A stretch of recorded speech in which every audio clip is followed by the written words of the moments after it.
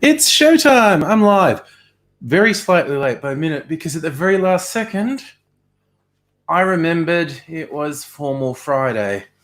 So I had to get out of my slovenly t-shirt. Wow, it's really hard I'm used to doing this in a mirror. And the monitor is the opposite of a mirror. And it's really off-putting. I've got to remember, do the opposite of what I think I should be doing. Yep, I've got to fucking do the opposite. Not what I think I should be doing. Do the opposite. Bloody hell. PBR got back from hospital. Oh, you had a fall. Jesus, dude. You'd be a change of pace for them. You broke some ribs in a fall, and awesome hospital staff looked after you. Be a change for them. Who else is here in the comments? Luke, Mega Leech, Don't Trust Society. Good evening, one and all. Welcome to Formal Friday.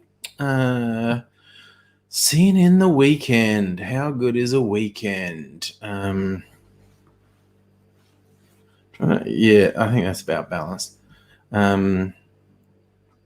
So, God, I feel like this makes my head look even bigger than usual. And that's saying something with my head, quite honestly. I had the Alfred. Yes, good people. Excellent. Hospital staff generally are quite good. And yes, they're under, even though in Australia, we've got shit under control, doesn't mean it's not, I'm going to sneeze and feel a tickle in my nose. Oh, good Lord. Yes, even though we've got the coronavirus shit under control in Australia at the moment, that doesn't mean it isn't stressful for hospital staff, because it is. It really is. So, oh yeah, Luke, Ambos are good. My brother's a paramedic, actually.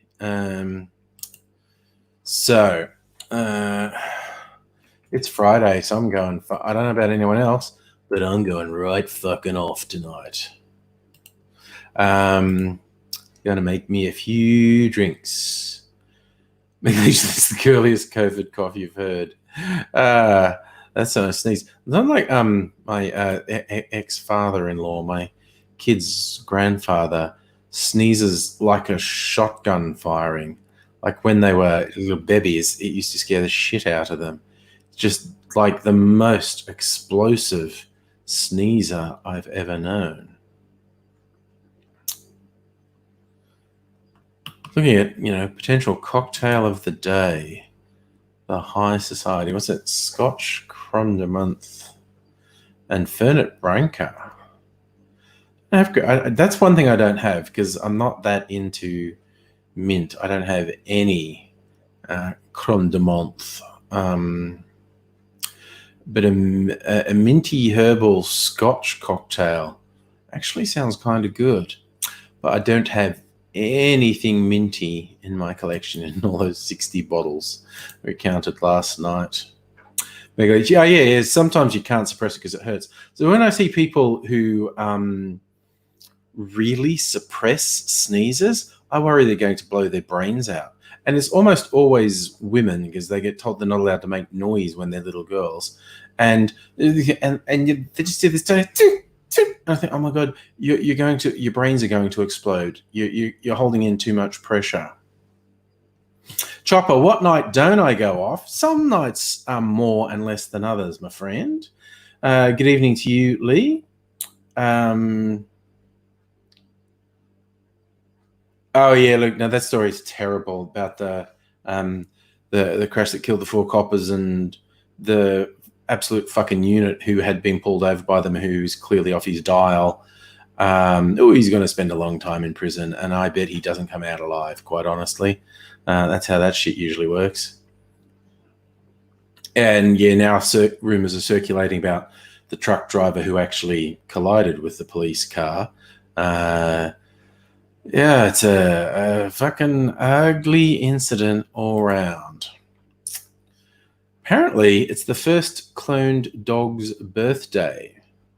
The dog was a Korean dog was called Snuppy, a black Afghan hound cloned in Korea by a team of scientists. Become a father himself, 2 separate lady dogs, both of them also clones.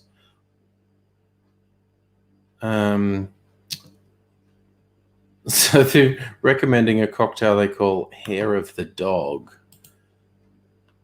What's in a Hair of the Dog? Scotch, honey,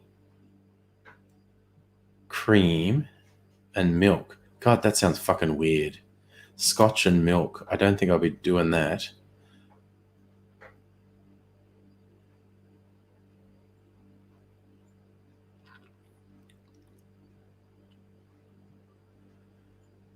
What's in a Londoner? They're recommending a Londoner. Gin, vermouth, Grand Marnier, and orange. That's kind of. Oh, I need to bloody settle on a bourbon drink. We were looking at them last night, but I'm gonna do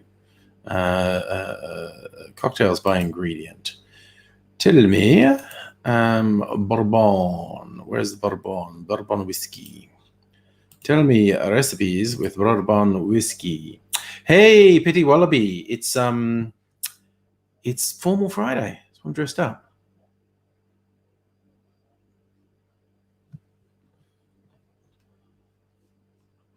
So you got to just trying to get time. It is like, as I said before, it is very weird because I'm looking at myself and I'm used to that like being a mirror, looking in a mirror, and it's not. It's a, if you know maths, what you see in a mirror is a reflection, and what you see in we looking at a monitor is a translation. So if I was looking in a mirror, when I held up my hand, the reflection I see, the hand would be opposite. But what I see in the monitor, it's crossed over. So I feel like I'm holding the hand here, but I'm seeing the hand on this side of it. And I'm not. It's just, it's very confusing. It made trying to do a tie very difficult, basically.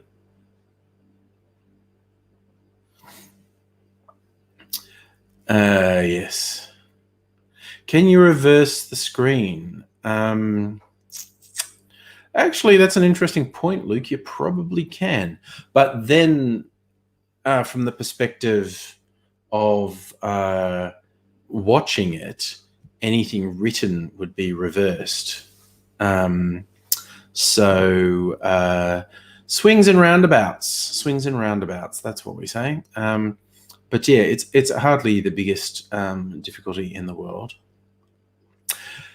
Megaleech, you raise a very good point, and based on experiments I've heard of, the answer is yes. Megaleech asks, if we didn't have mirrors but could only see ourselves through monitors or cameras, would we be used to it? We absolutely would. There's been experiments that people wear sort of goggles that have mirrors in them that turn everything upside down. So up seems down and down seems up. And initially, when people wear them, they fall over and bump into things and stuff. But people adapt really quickly and learn how to walk with this upside down vision. And if you keep it on for an extended period of time, when you take it off, you have the same problem. You feel like everything's reversed and you can't walk, and eventually get used to it. Rena, hello. Good evening to you.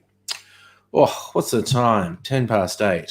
I've waited long enough to have to. Look, first thing I'm going to do tonight, I got a fun delivery today. So I'm going to do a vermouth tasting. So I need shot glasses, I suppose.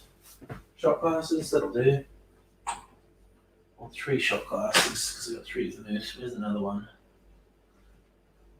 Yeah, I washed one. Is there one up here? Got stuff all over the place. No, I did wash one. In El Disho Washero. That's my jigger. I think I'll rinse out. Sorry for not being on screen. I'll be back there in a minute. This will just take a second. Both of those were figures of speech. Because it's neither going to literally be a minute or a second, but somewhere in between. Right. My skull shot glasses. Oh, this cloth. Okay, and I want vermouth. Da, da, da, da, da.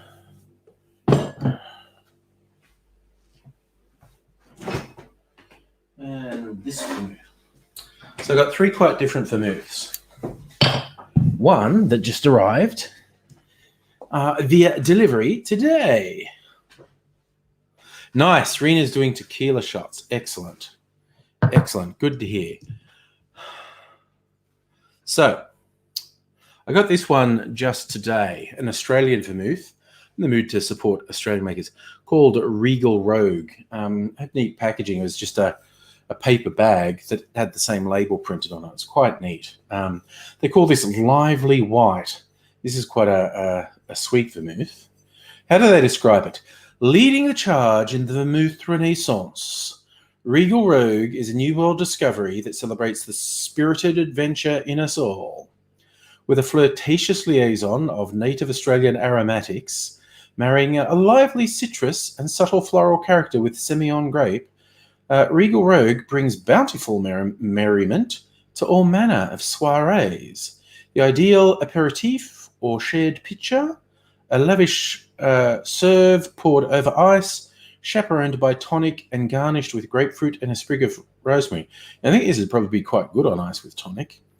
It's made from Australian wine and native Australian aromatics, including lemon myrtle, desert lime, and native thyme.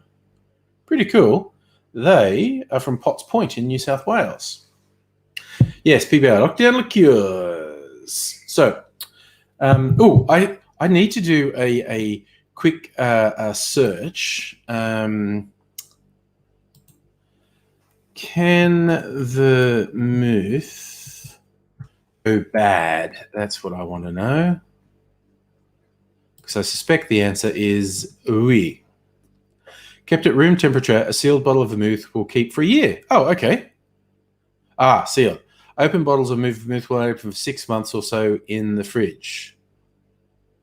Shorter shelf life than other spirits because it doesn't age. As how do you know if vermouth has gone bad? Does vermouth go bad? Do you store vermouth over? Yeah. Okay. So I have been storing other stuff in the fridge. Does it go bad? Called Does It Go Bad? That's pretty funny. Okay. Bought a bottle of Cinzano vermouth. Literally, yes. Since you don't make it a month or two, you start to wonder, does vermouth go bad? Vermouth lasts a long time. Fortified wine. Longer than average wine.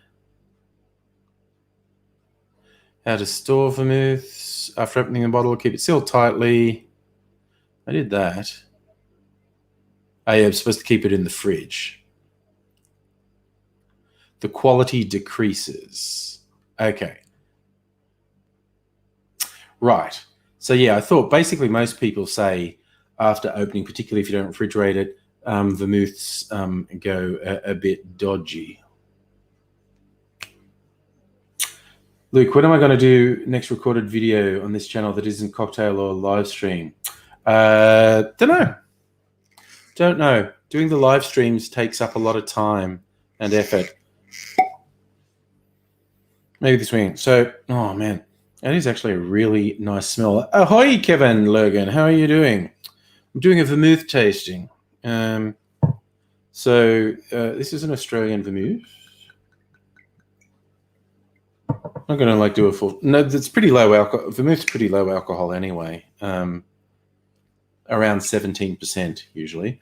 So that's the Regal Rogue Lively White. This Cinzano, which I've probably had for too long. This may not. And this is only 14.5% alcohol. Yes, the new one has that very pleasing pop sound when you open it. Cinzano. This is like This is 70s Australia to me, Cinzano. For some reason in the 70s, Australians were all drinking sweetened Italian wines. And this is another Australian vermouth, but it's more of a red one.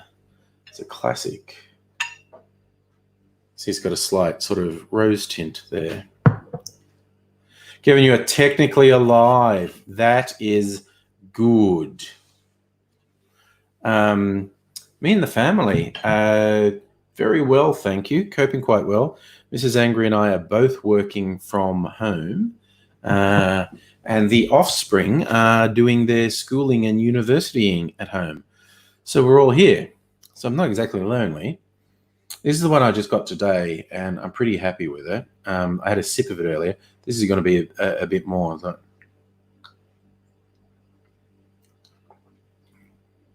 It's really good. Like, it's quite sweet, as a lot of the vermouths are.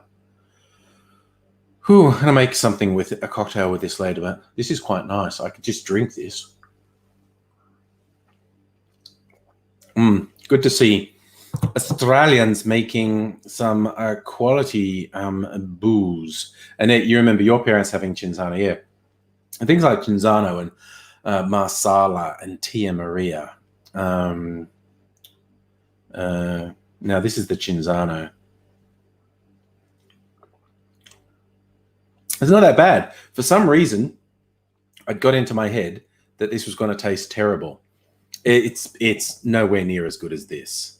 But then again, Cinzano is dirt cheap. Like the Regal Rogue probably costs 2 or 3 times more. Cinzano's, like I said, this isn't gross, but it's not a really enjoyable experience. Yeah. I was half thinking I'd just throw that Cinzano out. Might make some more cocktails with it. And this is a red one. This is less sweet. The Madini, another Australian maker, doing great things. They do a sweet, a classic, and a dry. And I've had the sweet, which I finished. And this is the classic. So this is the midway into it. So this should be less sweet than those two.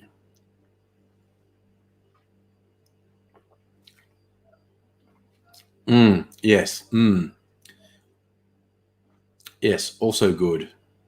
Different character. I'm not like a real wine person, so I don't have the language to say how they're different. The one I just got, the Regal Rogue, which they call Lively White. Lively is a good word for it. It's a very sort of bright, fresh flavor. The Madini's probably got more flavor. It's definitely less sweet. So if you don't have a sweet tooth, you'd probably prefer either the classic or the dry. Kev, has everyone had their government-mandated bleach injections? See, my big problem with Trump saying maybe we should just inject people with bleach or bathe them in ultraviolet light till they die of cancer. If I told Trump supporters to inject themselves with bleach, I'd get in trouble, okay? Because it will obviously kill them or very, very severely damage their health. But Trump just says it. But, you know, if I said it, hey, Trump supporters, fucking shoot up some bleach, you pricks. Or, you know, fucking lie in a tanning bed on full with no protection for 24 hours so you're absolutely fucking fried. You know, things that will kill them. I'd get in trouble. If I said them, I'd get in trouble. I'll see, Luke. Yeah, furries get told to drink bleach. And yes, that sums it up, Rena. He's a fucking insect. It's just bizarre. Like, he's getting less and less coherent. Like, he's not coping with the stress at all. So he's just getting worse as each day goes by. It's quite freaky. So I'm going to start the night with a cocktail suggested to me by the people from Regal Rose because I went on the socials and go, oh, I got some Regal Rose vermouth, and you gotta love it. Saying, I've got the lively white. You go try a white Negroni, a classic spritz, or a white Americano. So the Negroni and Americano are both quite bitter drinks.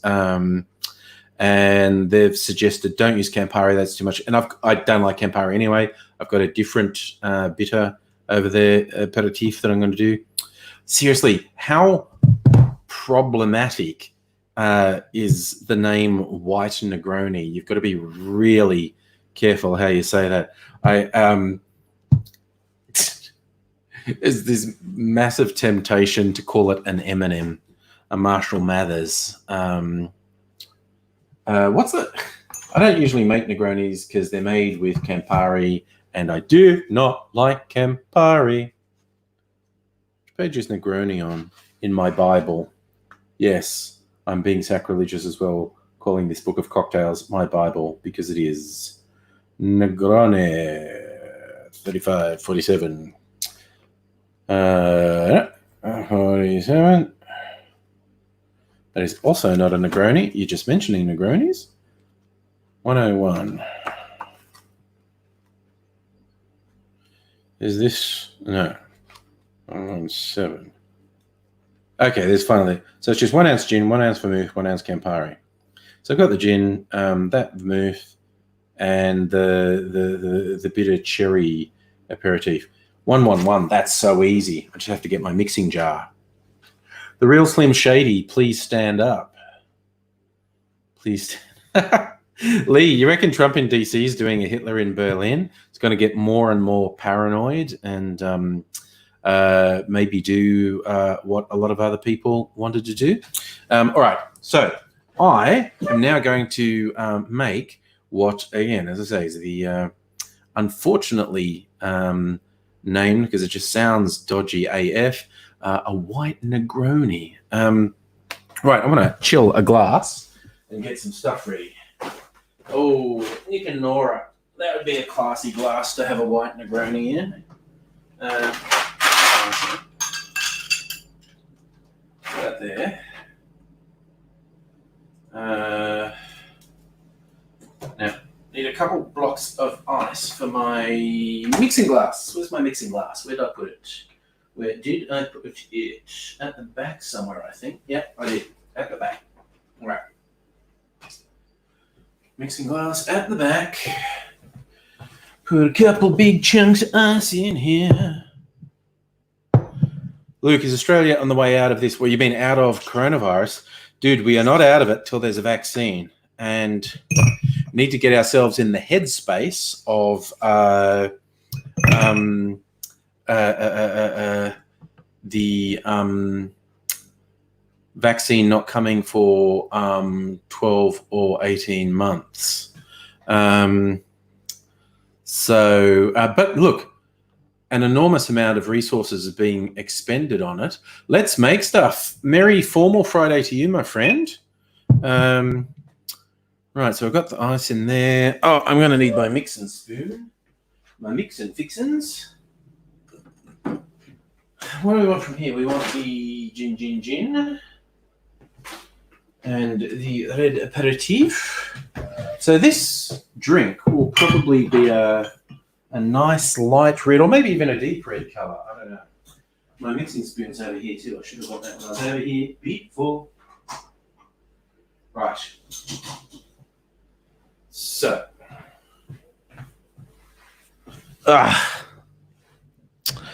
Let's try that again. Bill Gates wants every single human vaccinated. Well, I mean, that would be good. Yes, Bill Gates wants the mind control vaccines in all of us. That's what's really happening. Okay, so 1 ounce of each of les ingredients.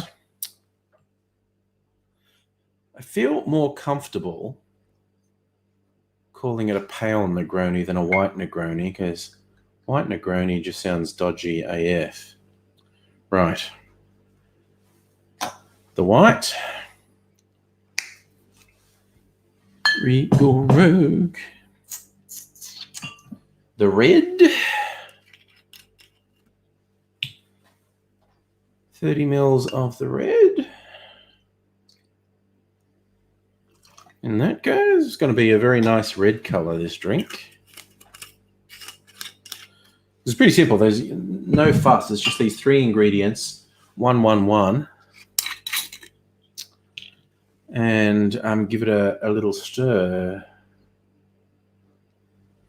1 of gin. So it's not that heavy on alcohol. I mean, the gin's only 40%. And the Regal Rogue's about 17%. And yeah, this one's 16%. So it's not heavy on the alcohol content, this one. Be a start. I'm going to make a start on my cocktail. This needs to melt a bit. Just going to get it nicely chilled. A little bit of dilution. Take the edge off the bitter aperitif that's in here.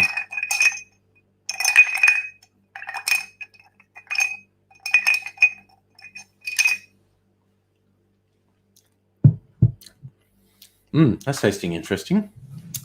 Right, get my glass. I've been chilling my glass. Only for a minute, but, you know, better than nothing. All right, give me a glass. Pass out. Actually, drink. Oh, and I also got things I needed. I have 3 things, and I made 3 separate trips to get them. Because I'm not very organized. I suppose I could have just used my spoon to stop the ice because it's not like it's small. But hey, cocktail ASMR. Clinky ice sounds. So we just strain into the Nick and Nora. It is a very nice color. If you make this with a red vermouth, it's obviously darker, but it's a very nice color. It's very stylish looking.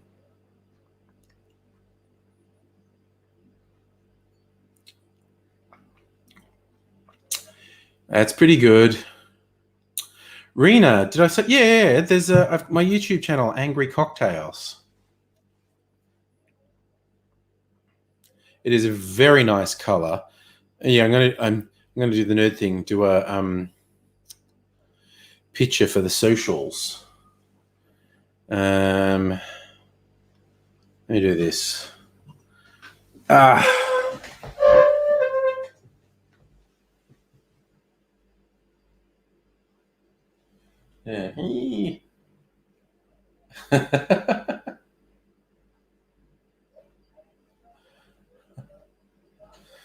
All right, I'll post that on the socials later.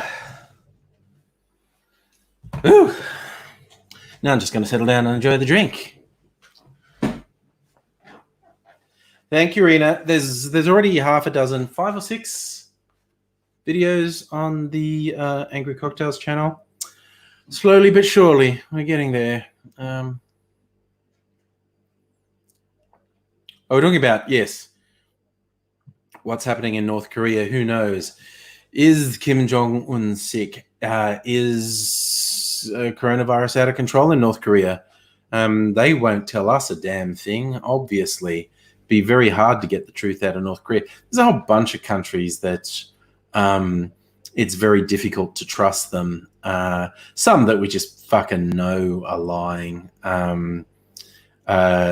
You know, from the early days, it really looked like Iran was lying about what was happening there.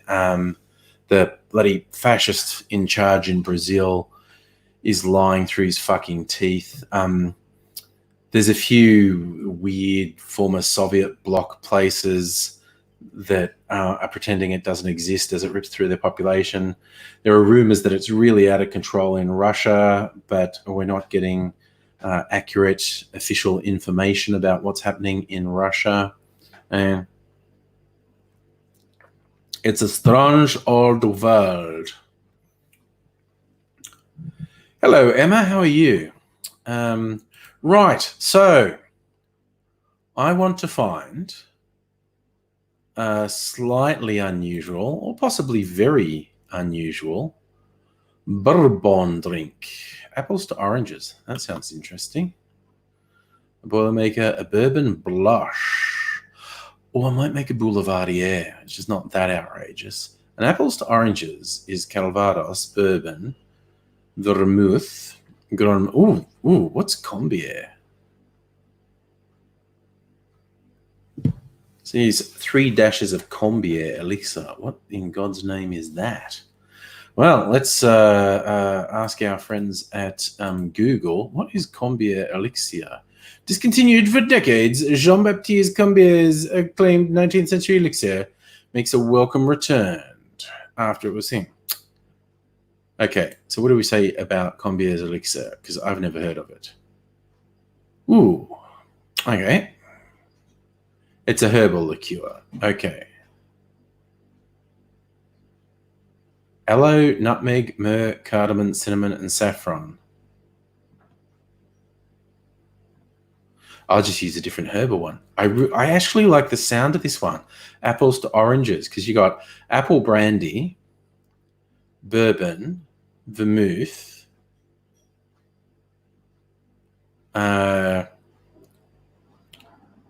Grand Marnier, I'd use Cointreau, and dashes of a herbal elixir. And I've got a few herbal liqueurs.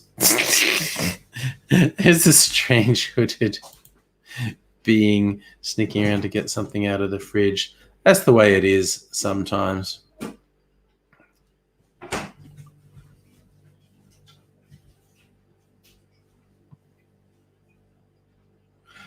Megaleech made a Midori sour. Nice. I like sours as a principle. The Beelzebub. That sounds interesting. What's in a? I know it's in a Boulevardier. I've got to get reminded. That's bourbon, vermouth. Okay, it's basically okay. A Boulevardier is like a Negroni, but it's got bourbon instead of gin. So it's like this, but with bourbon instead of gin.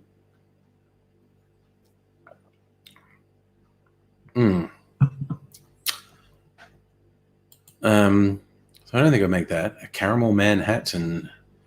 Call me Ish. Call me Ish smells bourbon and brandy and Amaro. No, I'm leaning towards apples to oranges. I think I'll make, because I've never made it. And it sounds pretty interesting, honestly. Combination of apple flavors and orange flavors with bourbon and vermouth. And I'll cheat. It says to do extra dry vermouth, which I don't actually have. I might make it again. This would be cheating because this is a sweet vermouth, but I just got it and I want to use it. I might make it with this one, the Regal Rogue. Okay, steady on. I've had half of one cocktail. I'm not drunk yet. Stop knocking things over. They described this apple and orange drink. Apple and orange laced with bourbon, harmonized by dry vermouth. Spirit forward, eminently sippable. I could use the Maiden. It's not dry. And they actually say to use extra dry. But I'm not that into the dry vermouths. Well, I've made one with Regal Rogue. Yeah, maybe I'll use the Maiden. It's probably how they pronounce it. Yep, okay, that's the plan. A plan has been hatched. Megaleech used a lime squeeze, very prominent. Lime is a really strong flavor. Like, it makes more of a difference to a drink than lemon does. But here's the thing, you get cocktail recipes and you go, oh, I should follow that. And yeah, initially follow the recipe. But if you taste it and go, oh, this needs less of that and more of that, just do it. Just improvise. Go, oh, I reckon instead of that, use that. I improvise all the time. usually because I don't have what's on the actual recipe. But sometimes, exactly like you're saying, Miguelich, you make it with lime according to the recipe, and the lime's really prominent. You go, oh, maybe a bit less lime would be good. Yeah, I like lime in drinks, but it's a much more distinct flavor than lemon. It's going to dominate a drink more than lemon does. So, all right. So I'm going to use the Madini, and so I need to put everything else back. All right. So I want to take care of the Regal Rogue and put it in the fridge. All right. So Regal Rogue in the fridge. Cinzano just over here because you're a lost cause.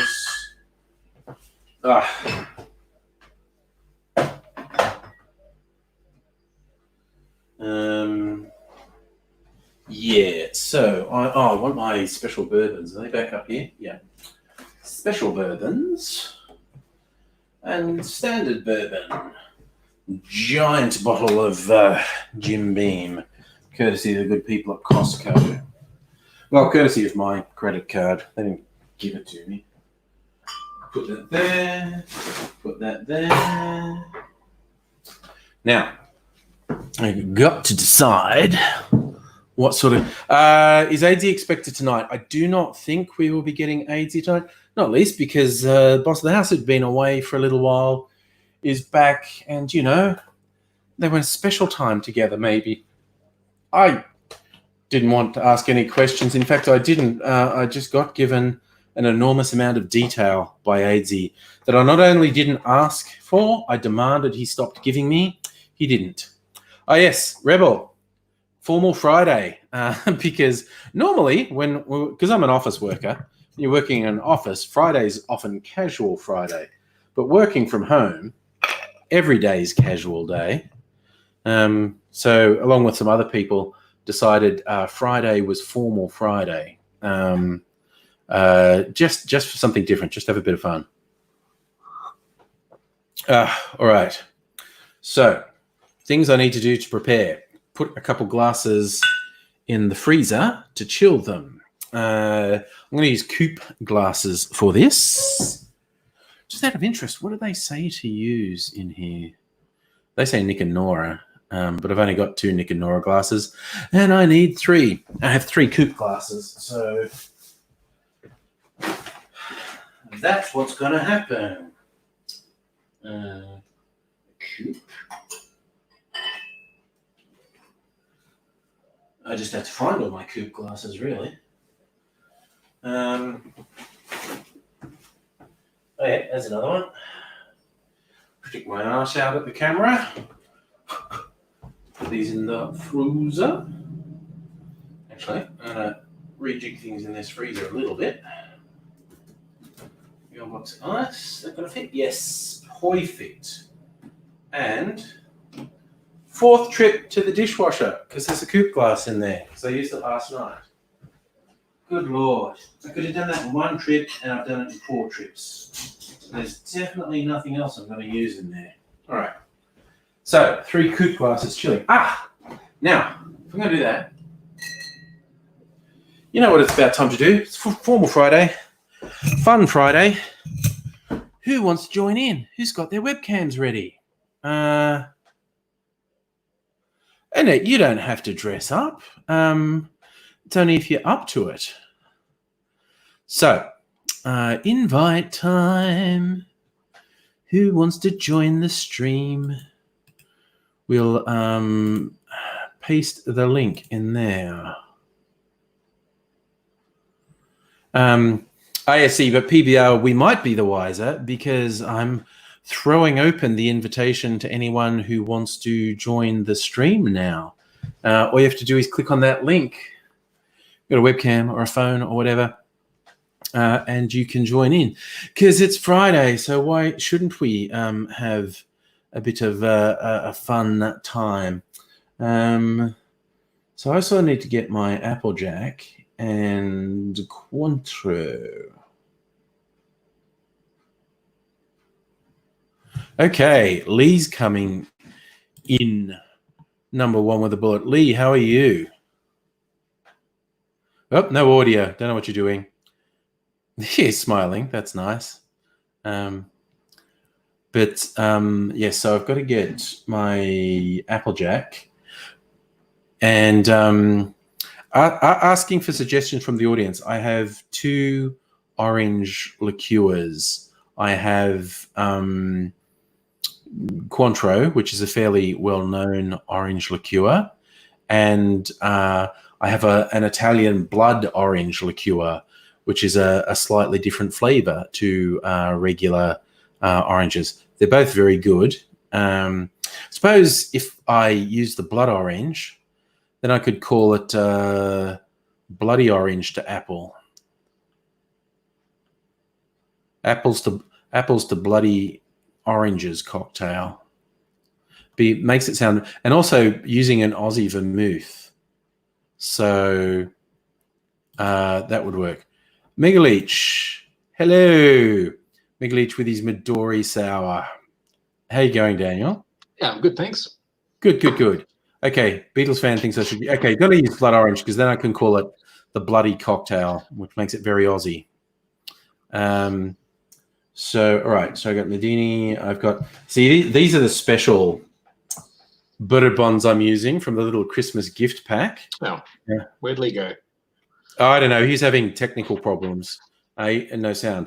So this is Baker's, aged 7 years, 53.5% alcohol. So overproof. Lee's going to take 2 from Lee. Take 2. How you going, Lee? It's working. It is. It's working. Hurrah. Different device? Yeah. Nice. Yeah. And this one is aged Tried 8. using my Linux computer. Didn't work. Is there meant to be this much head on this with the egg white? Oh, okay. Yeah, you put egg white does make it very foamy. Yeah. It's like mostly egg white. Yeah. Foam, yeah. Yeah, it's probably depends on what you mix it with. And I've never really tried it with Midori. Maybe Midori's prone to go really foamy. I don't know. Don't know. I've never had a sour before, so this is an experience.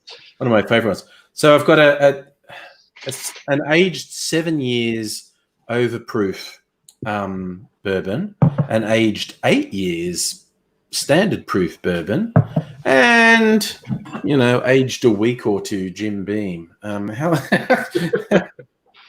long do they age Jim Beam? I think there is actually a law about how long it has to be aged to be called bourbon. Don't know it off the top of my head. Neither do I. Aidsy is usually pretty handy with that, isn't he? No, he's pretty handy at stating things very definitively. They're not always supported by evidence. But yeah, no, I'm going to do the Wikipedia for God's sake, fingers work. Bourbon. Okay, so bourbon whiskey, definition thereof. American whiskey from corn. Name bourbon. Bourbon may be made anywhere in the United States. $2.7 billion worth of bourbon sold within the US each year. Okay, history, distilling. Legal requirements. Legal definition varies from country to country. Bourbons in the United States do not apply to Canadian law, blah, blah, blah, blah, blah. Produced in the United States, made from at least 51% corn, aged in new charred oak containers, no more than 160 proof. Jesus Christ, so 80%. Some bourbons are apparently 80%. Entered in the container aging at no more than 125 proof, bottled at 80 proof or more. So, yeah, it has to be 40% alcohol to me. So it doesn't actually say, no minimum specified for its aging period. Products I've got some info here. Aged as little as 3 months as sold as bourbon. Okay, what info? Yep, that's the one. 3 months. That's it. Little as 3 months, yeah. Yeah. Okay, so yes, the Jim Beam was aged in a cask for. Actually, why don't I look up the Jim Beam website? They'd say it. Unless it really is only 3 months, they'd probably want to sweep that under the carpet. Is it called a straight bourbon, that one? Because for a straight bourbon, it must be 2 years. Okay, Jim Beam, our bourbon. The world's #1 bourbon. Learn more. Probably because it's cheap. What do you do with the foam? Do you eat it with a spoon or? Yeah, you could do that. 4 years. Oh, there you go. This could only end in disaster.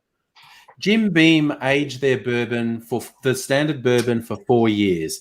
So I've got a 4-year, a 7-year, and an 8-year aged bourbon. So, okay. There we go. Okay, so I've got the components. Because I'm going to make this a video for my cocktail channel, so I will actually have to go and get my camera. So you chat amongst yourselves. I'll be a minute or two doing a setup. How you been, Lee? I've been good. I got a distinction in my latest uni work. That was nice. pretty good. What subject was that in? Communication for academic purposes. Nice. What's the, is it a diploma, a bachelor or something? What are you doing? What's the course? Foundation studies in business. Business, okay. Nice. And then I'm doing a bachelor after that. Very good. It's a long time ago since I've been in formal education. So. Yes. Apparently, people that do get educated with a bachelor don't miss it when it's over. I did half a year of a bachelor in engineering, and I hated engineering. I couldn't stand it, but I got a high distinction in computers for engineers, and computers were always my second love. I was going to go into aeronautical engineering because I liked aircraft. But with the high distinction, it was like, well, it seems obvious that I should go into computing, and so I did, and became a technician and started my own business, and then we had a car accident, so and that stopped that. So, yeah, that's as bad as it sounds. I've been hit by a car before. Not fun. Yeah. Yes. Yeah. I don't think I'll get into that though. All right. Getting ready to get my truck, got my camera and tripod down. I can hear crying in the back. Can I hear a cat? No, it's my son crying.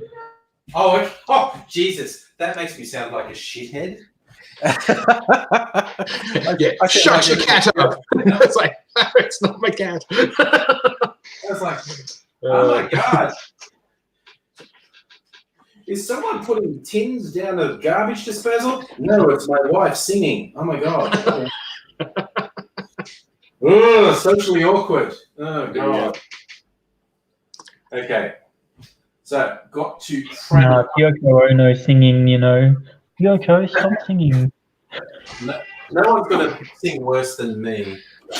Yes, I don't think we should put that to the test tonight. So. I was a very good boy soprano. I could really hold really high notes. Then my voice broke, and this is when you were an altar boy. Yes, yeah, because an altar boy, and I never had any voice training after that, and so I cannot fucking sing now. I cannot stay in tune. I'm really bad. Right. Got my audio recorder. Camera. How are you looking, camera? Oh, by sheer bloody luck, I've just about got the camera right. You've been in ISO too long, Camry. The camera's not going to talk back. What? You'd be surprised. You'd be surprised. I've had cameras talk back at me before. It's not FaceTime. No, okay. Oh my God, at work today, like I never have the camera on in the work meetings. I just, doing voice calls with everyone. And then I had a one-on-one meeting in the afternoon. This other guy said it, and we started up and he's on camera. And I'm going, oh no. Alrighty, on that. now I'll be a jerk if I don't switch my camera on. So I had to switch my camera on. And you're like, oh, I'll just be a jerk. yeah, no, I was tempted. I was really tempted, but And you're in your pajamas, weren't you? You no, weren't I'd actually expecting had to a be on camera. shower, which is a minor friggin' miracle. Oh, so naked, right? Yeah, Okay, yeah, totally appropriate. Yeah. totally appropriate. Totally appropriate. Oh dear. Okay. So, Almost set. okay, camera is looking good. Now I've got to get audio recorder. Okay, I'll get the drinks ready. Salerno. This is the blood orange liqueur. There are other ones on the Cointreau actually make a blood orange one, but this is just at Dan Murphy's. It's called Salerno. Oh, it's good Would on you be ice. able to substitute that for triple sec? Well, triple sec's just orange. So Cointreau, triple sec, Curacao, they all taste very similar. Cointreau make a blood orange one. It's just a slightly different flavor. Well, So yes, you could use that. yeah, what you've yeah, got. absolutely. In fact, the recipe says to use triple sec. So Okay. but I'm just being different. So I've got the Salerno, I've got the vermouth, bourbon. What was the other component? Use the brain, angry, be really clever. It's Applejack, American apple brandy. The recipe actually said Calvados, which is French apple brandy, but I don't have any Calvados at the moment. That is the trivia. I read up on all this shit, so I sound like, I'm a really knowledgeable alcoholic. The French tend to make their apple brandy from more tart apples, and the Americans tend to make it from sweeter apples. So the American Applejack is a bit sweeter than the French Calvados. They're both good. Are you saying the French are tarts? The French are tarts and the Americans are sweeties. You heard it here, folks. You heard it here. Yes, this from the man who kept talking about white Negronis. So, Well, as long as it doesn't taste as bad as their coffee, I'm fine. I don't like coffee at all. So Yeah, same. every time I'm going through cocktail recipes and I see coffee as an ingredient, I go, ew, no, coffee, ew, gross, terrible drink, get away. Yeah, Right. So coffee and a depressant, not exactly a good idea. yeah. So this is a stirred drink. I've got my stirring thing ready. I'm ready. Oh, wait, where's my? I've got my zombie blindfold here because I'm going to blind taste test again. Get Mrs. Angry to give them to me, and I have to try and guess which bourbon is which, if I can tell any difference. Because with the simpler one, the Manhattan, I knew exactly which was which, but that's a much simpler drink. This is a more complex drink, and that might mask the different bourbons more. So science, this is not Angry wants to have 3 cocktails in front of him at once.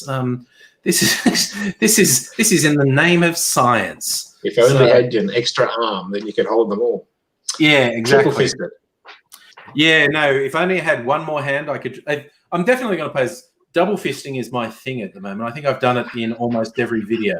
There's like one of them I didn't double fist in. So That's on that other site that you use, isn't it? yes. Join Angry Aussie for double fisting action. Yes. Back on my double fisting bullshit. Yes. Okay. Right. So camera, be ready. So you're muting us, I assume. I am going to mute you, but everyone, what I'll do is I'll just mute my sound so you guys can talk and everyone will be able to hear you. I'll keep my thing running while I do foolish shenanigans. So you can mock me while I'm doing that.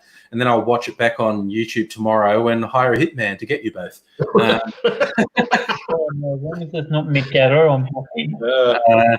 All Actually, right, if you look close enough, I've doxed myself. So yeah.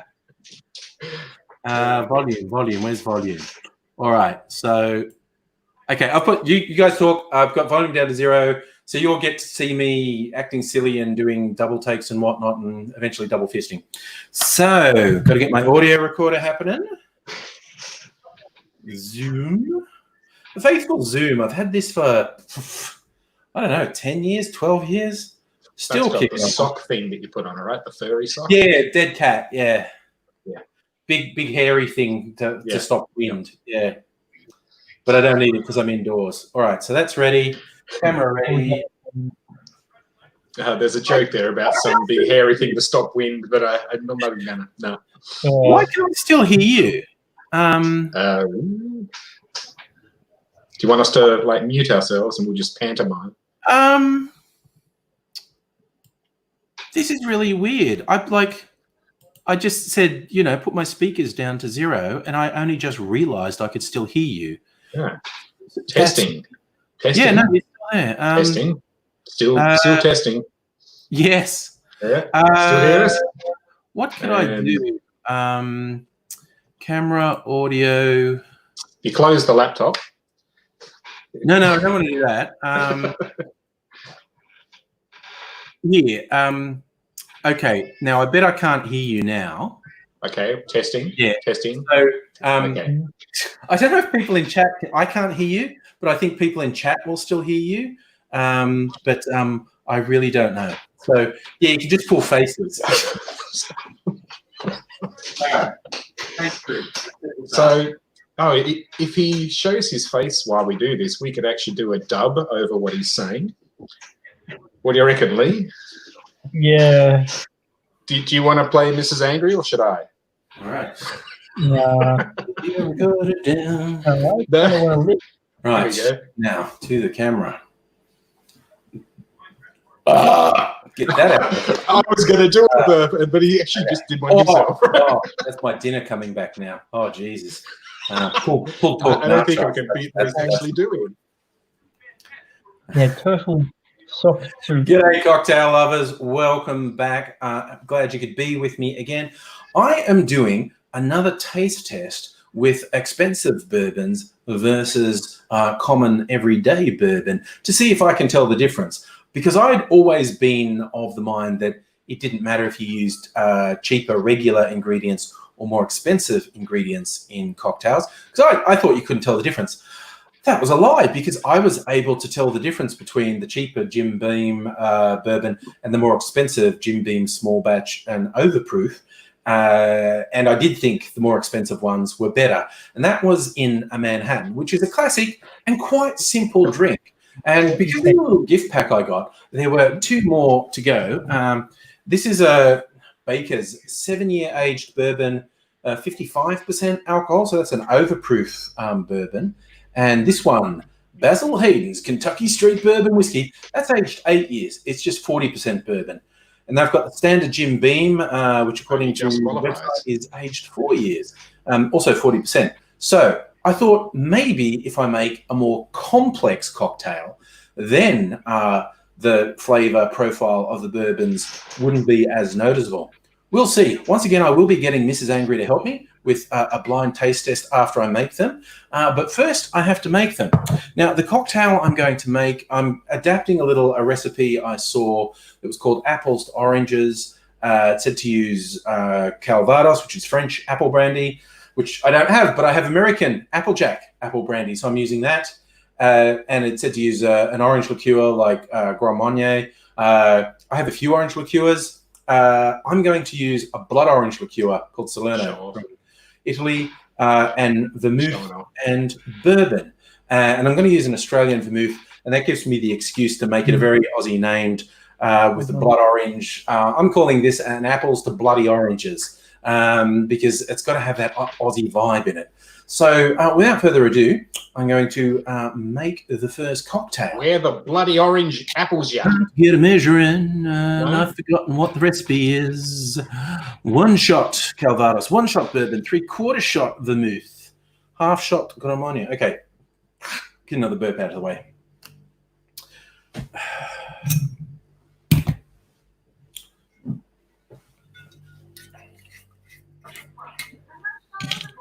One for the glass, one for me.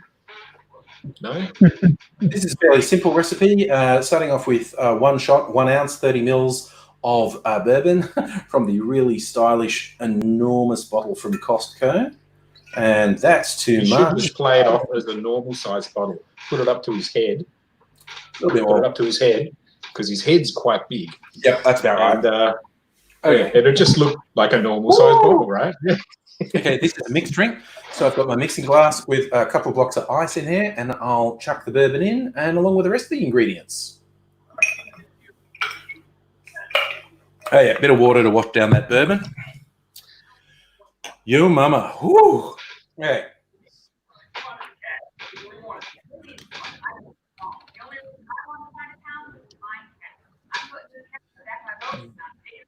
There's also 1 ounce of the apple brandy. I'll be a bit. I wonder why he uses the ounces, like the empirical measures, instead of mils or, one standard drink or whatever. That goes on a different bottle. Is it so he appeals to American audiences? You Bottle is reckon, or? more or less universal. Maybe. Not when they're a 1.75 litre bourbon. Okay.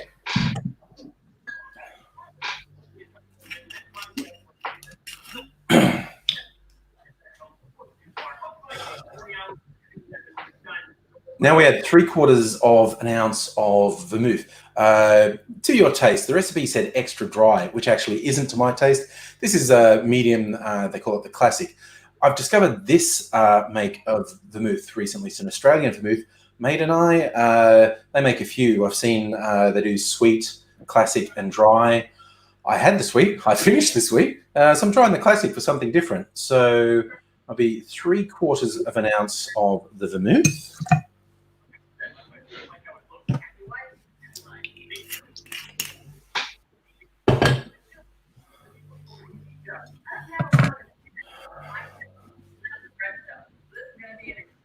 And we're doing 1/2 an ounce of the orange liqueur. Like I said, I'm using this blood orange liqueur called Salerno. But you could use Grand Marnier, Triple Sec, Cointreau, Curacao, any of the orange liqueurs. There's a lot of them out there. They all got to add something slightly different to the drink. I thought for a bit of a spin, I'd try the blood orange.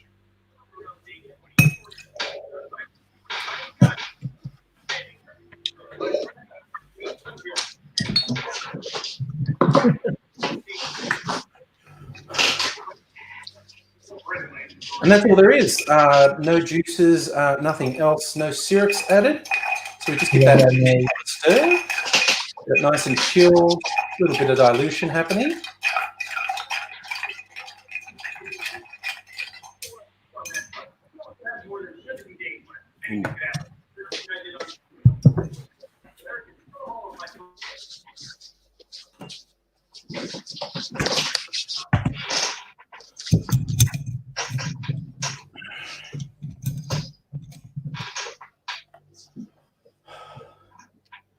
And we strain that into a chilled glass. I'm using a coupe, but really use whatever you have on hand. Don't get too bogged down in the details like that. Especially if you only have 2 when you need 3 for demonstration. Very neat looking. Okay. Now to do it with the other ones. Right. So 1 ounce of. I got to remember which one's which. Wonder if he washes the the measuring things between, so that he doesn't taint the flavors of the other cocktails to keep the purity of the blind test, or just shakes it out. This little beauty, the 8-year-old. Yeah. I've got to edit all this out for the sake of making the video a bit punchier. Who wants to see the same thing 3 times? Because that's only 1 ounce. There's quite a bit of that left. I can maybe make a sour with. Not necessarily tonight, because I might already be shit-faced after drinking these. 1 ounce of Applejack. Crack-killed Applejack. Who remembers that hip-hop song from the 90s? Crack-killed Applejack. He jumped in and he couldn't jump back. He was just too blind to see that death lives in the house. No, I don't know it. Like Melbourne Tram by John Safran, maybe? We're Oh, no. Yeah, hip hop was never really my thing. So Neither for me. I don't think it was my thing either. So then, don't forget ingredients. Don't forget ingredients. It wouldn't be a fair comparison if I screwed up the ingredients. Salerno. Okay. And we stir that little blighter.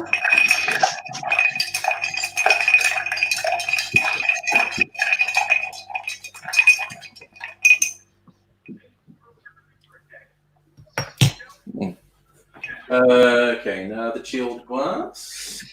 I can't help but feel when he tastes the spoon, he can then go, oh, I see. That's got some accents of whatever. And so when he does the blind taste test, he's like, oh, yes, I remember. That was the second spoon. Oh, man. Visually, look, unsurprisingly, pretty much the same. Right.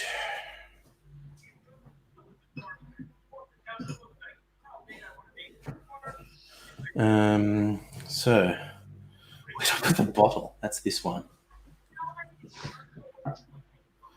And finally, the overproof.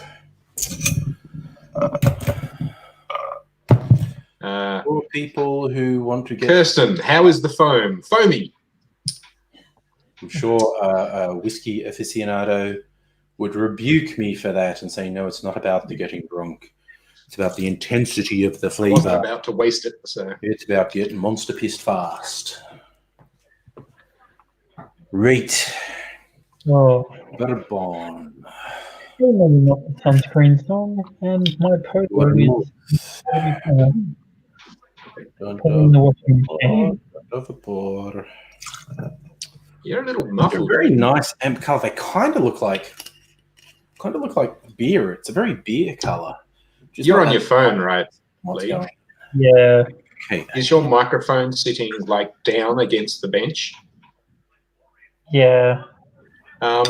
Sometimes you can turn your phone upside down and it will still record up the right way, but your microphone will be more exposed. Do you want to give that a try?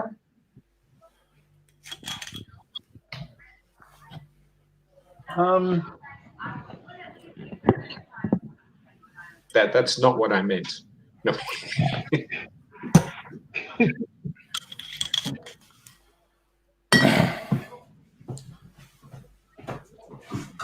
Are you ready to come in? Need you in about a minute. How's that? Say something. Yeah, So- good. Yeah. We'll see if you're clearer.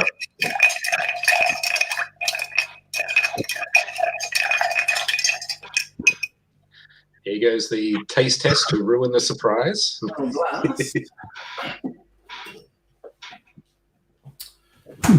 Okay.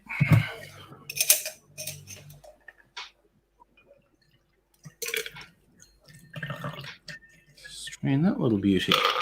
Right. So I'll give you can come through here. You won't be on camera.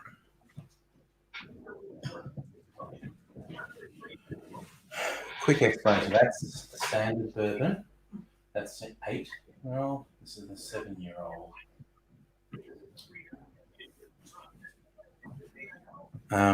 So I'm going to put the mask on, and then you choose them at random, and I've got to try and work out which is which. All right. I'm going to try. I've made the same cocktail now with standard Jim Beam, 7-year-old overproof bourbon, and an 8-year-old 80-proof bourbon. Theoretically, those are the better tasting ones. They're the much more expensive ones, but we'll see. Now I've put them in a more complex drink, whether or not I can taste the difference and which one I think tastes best. But this is going to be a blind test, and I'm not quite blind when I take off my glasses, so the zombie eyes go on. All right, and so now my lovely assistant is going to put a drink in my hand, and I am going to taste it. Okay. That initial thing where I worry that I'm not going to find my mouth. Mrs. Angry should just give him like a cup of lemon juice or something like that. This doesn't taste quite right. It's a very nice fruit drink. I've never made or tasted this drink. Quite nice. It is the apple and blood orange. It makes it very nice and fruity, as does the grape flavors from the vermouth. Yes, I hear Angry likes a fruity drink.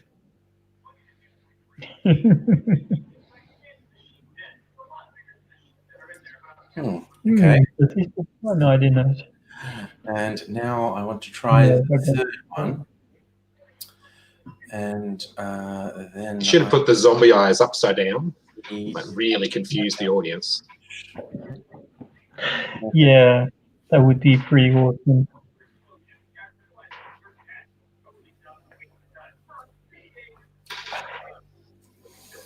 Okay, I think I know. I think this is the overproof one, the 7-year-old one. Am I right? You are right. I'm right. And I think the second one was the standard GB. Yeah. And the first one was therefore the 8-year-old one. Huzzah! He's done it again! Now, I want to taste them again so I can decide which one I think actually tastes better. Okay, could you pass me the 8-year-old one? Because I could tell the Jim Beam. Again, none of these are bad. I want to stress that Jim Beam is not bad, but I could tell that that was the cheaper bourbon. So this is the 8-year-old.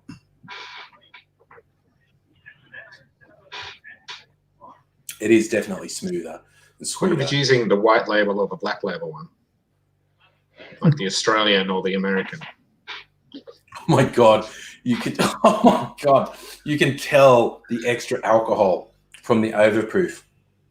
So I'm going to say more or less what I said last, although I actually don't know which of these is more expensive. Overproof overproof spirits generally tend to be much more expensive. That's actually a tax thing. The 8-year-old is definitely smoother, would be my preference. But again, if you are a mad bourbon drinker, if you want something with a bit of kick, you get a better kick out of, and this is not hugely overproof. This is only 55%, and some overproof bourbons will be 70% and more. But it's really noticeable. I mean, I suppose 55 is a kick up from 40%. But if you want a really serious bourbon taste, you'd probably like it with the overproof. If you're less hardcore into the whiskies, the more aged one is smooth and sweeter. The standard Jim Beam is quite nice. Mrs. Angry is not a big bourbon drinker. Your verdict? What do you think of that one?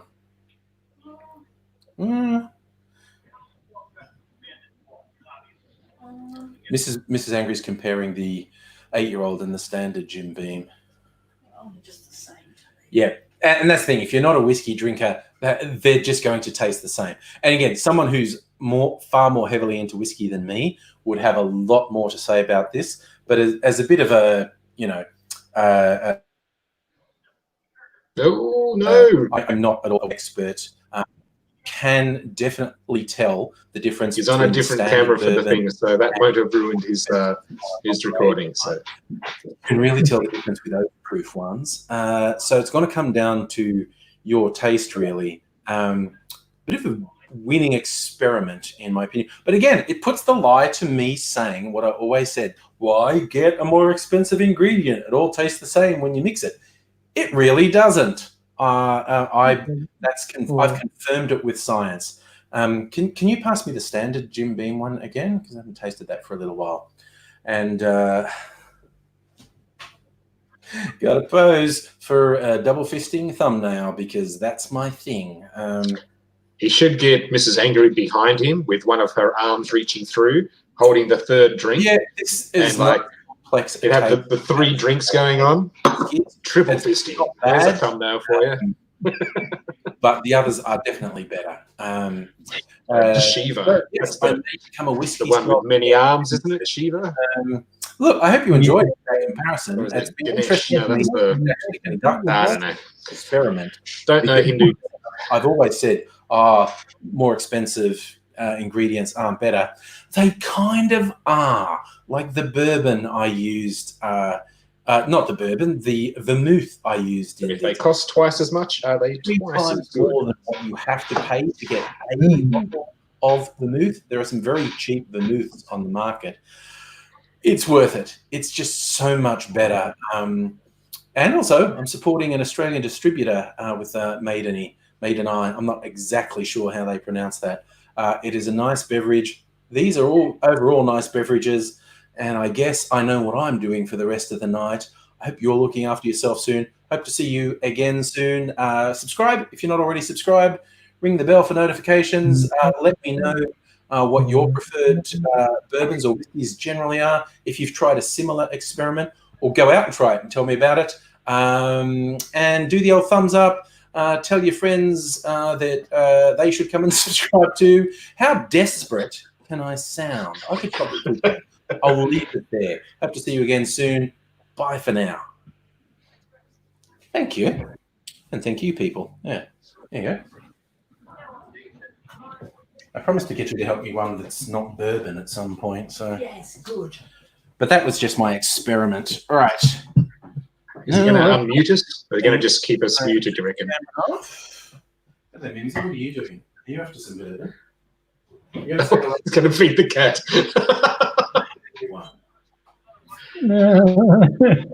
Probably a drink. Cat. Put some catnip in it, make a cat cocktail. Switch everything back on here. Dun, dun, dun, dun. Have you unmuted us yet? All Can right. you hear us? There we go. I don't know if anyone could hear you guys. Can you hear us? What's going on? Okay. I got to do this. Can you hear us yet? One other thing so I can hear you guys again. Can you hear us? No, that's the camera. I don't want to change that. Can you hear us yet? Oh, what the fuck am I doing? Honestly. Speakers. Testing. That one. One, there you go. two, Now I can hear you. You can hear us? We tried to hear you. stop you. During that entire thing, your left bollock was hanging out. What? That was on purpose. I meant to do that. Oh, yeah. Oh, dear. All right, so we're back. Hey, so are you guys able to see the chat? I don't even know if you can see the chat. Yes, we can. All right, so we're they kind can of ignoring it. Maybe we should be looking at it. So, all right, I'm less formal Friday at this point because I'm getting stuck in the bourbon. Need my top button undone. Wait, I should put my glasses back on so I can freaking see again. Okay. Oh! Hey, where are the glasses? Look, see, the Marvin Martian tie I'm wearing tonight. So No tie, because I was an IT guy who went out in the field.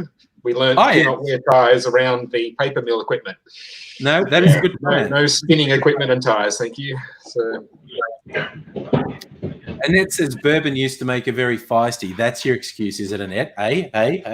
Yeah. I said, I got a triple fist. I've got my other drink over here.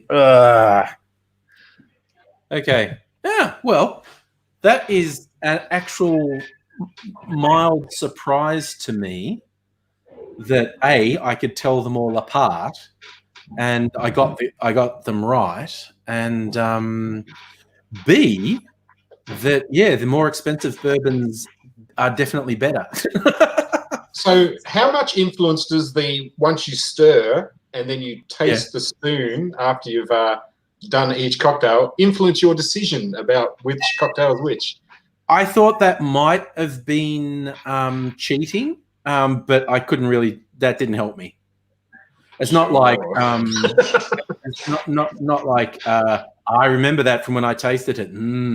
That didn't really help me. Yes, we had a bit of a discussion about that, so don't watch it back. This is the last 10 minutes to you. You're in terrible trouble. Staff, a good evening to you. And so, Annette, I didn't say fisty, and it was bourbon. No, I'm not even going there. So yeah. Oh, those serious bourbons, honestly. Whew. All this other stuff takes the edge off the bourbon, but like this is just pure spirit. There's no juice, there's no sweetener. But it always fascinates me how when you make an all booze cocktail, rather than that making the booze more intense, if they're balanced, it kind of takes the edge off all of them. So, like, I am not a straight bourbon drinker, despite the fact that I did drink a quarter of a shot out of the jigger when I overpoured it. No, it was a half a shot, I think, actually. I am not a straight bourbon drinker, but it takes the real burn out of the bourbon when it's mixed with these other things. What's the time? 9:20. Okay, these will see me through. It's like now I look drunk. Just as soon as someone in business clothes undoes their top button and the tie's at an angle, it's like, oh man, he's fucked, isn't he? He's a little fucking pissed, that guy. Off to one side more. Yeah, like, oh, fucking tell you about Shirley in HR. Flip it over the shoulder. Yeah, like fucking okay. Yeah.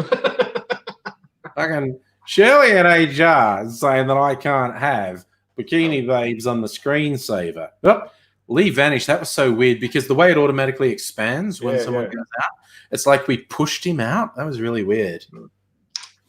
But anyway, Ty's almost like when I'm eating, just automatically expanding. Yes, I'm doing a lot of that. A lot of expansion. Yeah. Oh, made nachos with pulled pork for dinner tonight. Yummo. Yum. Yeah, I'd been to Costco and had this big thing in the frozen department, pulled pork, and I only used a really small amount of it.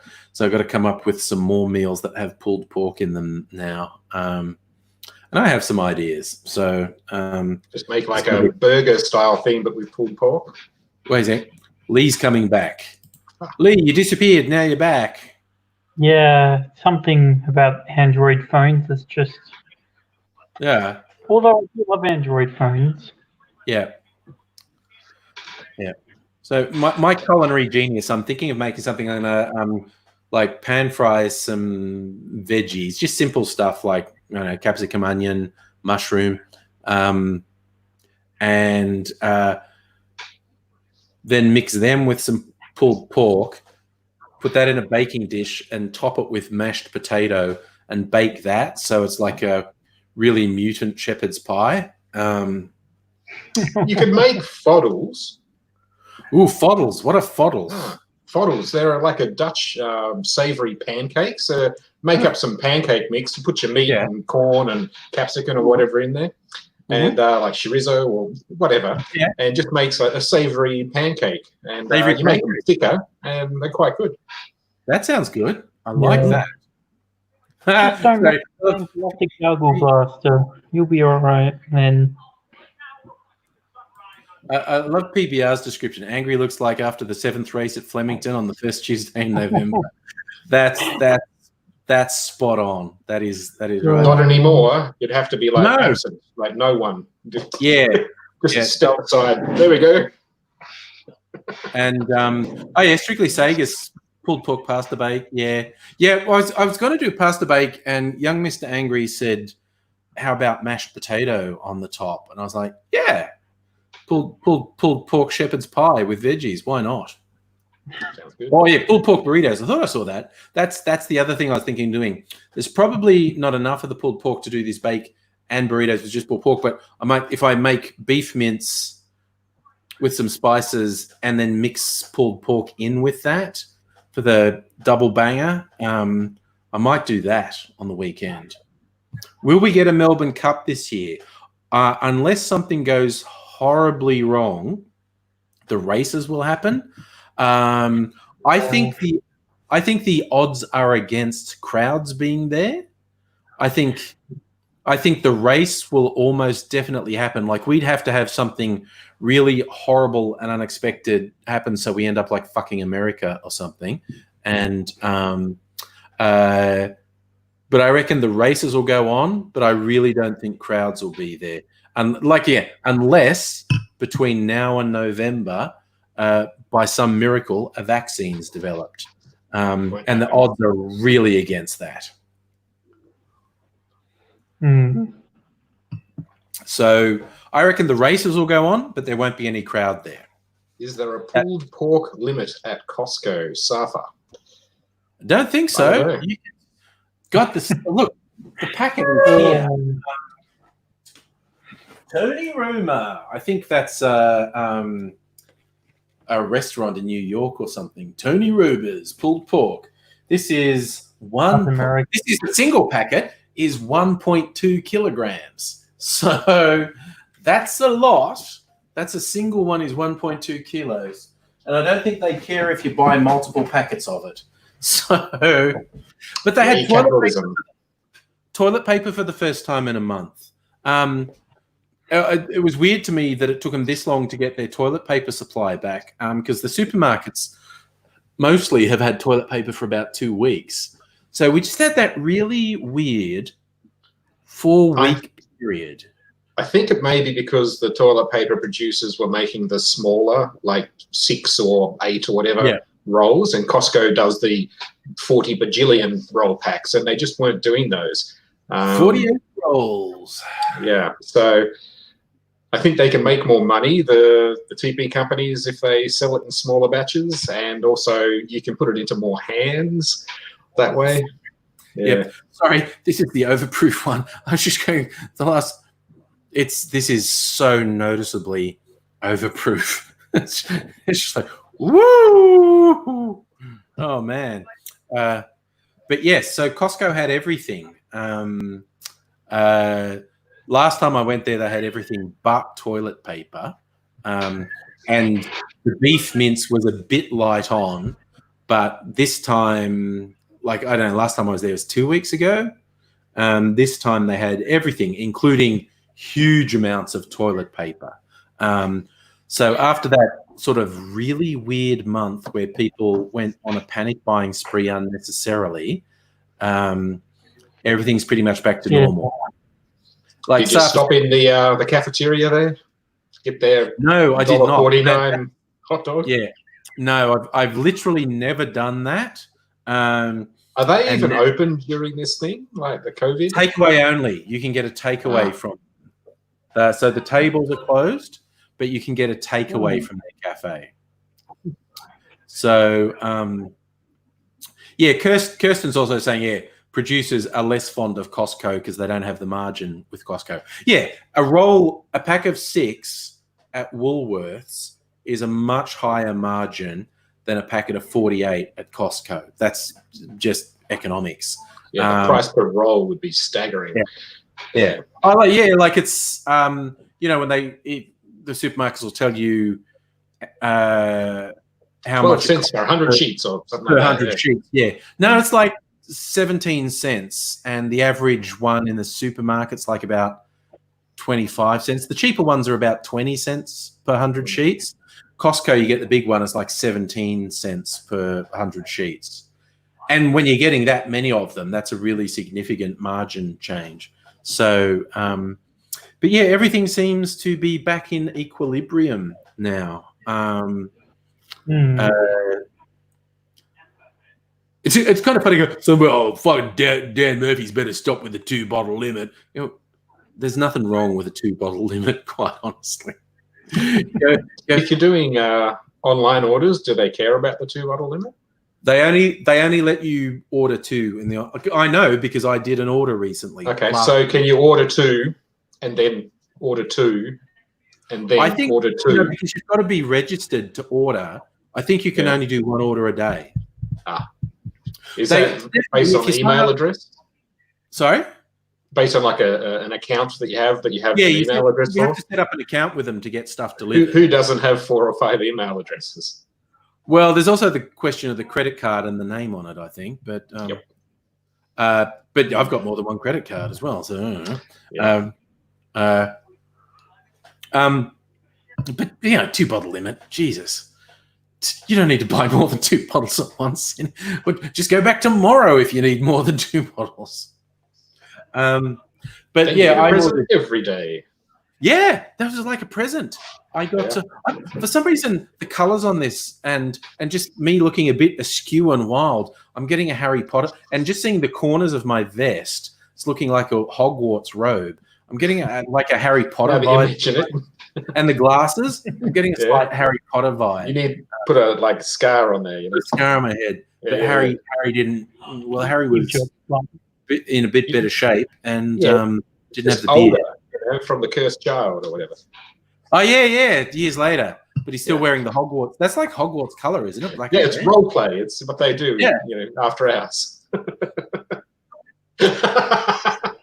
Like, Oh yeah. yeah, My favorite thing. let me show you my magic wand. Hey, Dear. that's all right. Yeah, Kirsten, who doesn't yeah. have 280 bottles of booze in the house? Not me. We counted. Yeah, you've only got 60. Jesus, honestly, I was mortified when I counted. Yeah. Seriously, I've probably got less than a dozen. Yeah, well, that's because you're a normal human. That's 'cause you're Yeah, a most of that's like cooking or wine that we've been Yeah. given. Yeah. Sorry, Lee, what was that? Someone asked me what my favorite Beatles album is. It's the one called The Beatles, actually. They call it the White Album. I prefer The to White call it The Beatles. Yeah. Because that's the proper name for it. Yes, that is the proper name for it. Correct. I was like, even with how much I have, there's a shop I really like, as in, I think it's in Fitzroy, called the Bitters Lab. You can order off their website only bitters. But the shop's neat because it has like hundreds of bitters, but all cocktail accoutrements as well. And I often get stuff from there. Yeah, they're in Fitzroy, Smith Street. And I was talking to the girl serving me, saying it was her parents who own the place, and she's going like, their bar is really, unsurprisingly for someone who actually has a shop that specializes in exotic cocktail stuff, their home bar is pretty stupendous. And they've even sought out, like, you know, they've got really rare bottles that are worth over $1,000 each and bloody blah. And she's saying how I've got these glass cabinets. And I went, yeah, I've got about 50 bottles at home.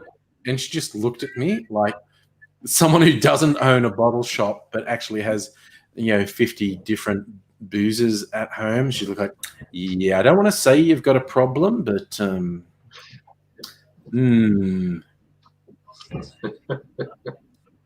Oh, yeah, PBR's extending the Harry Potter thing. If I keep drinking bourbon, I'll be talking parcel tongue. Be the most I can get out. You'd have to drink one of your Python drinks. Yes. Yeah. Oh, man. I swear, this overproof stuff, though. I'm going to make a... Because... All right, I better go because All right. I've got family to look after. Okay, fair enough.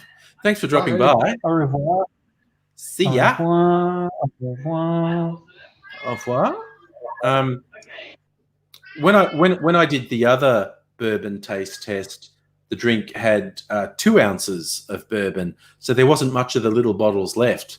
So I think there's like 3 ounces thereabouts in the bottle. This one only is 1, so there's a lot in it. I think I'm gonna, not necessarily tonight, maybe tomorrow night, maybe do another live stream, get equally fucking hammered tomorrow night.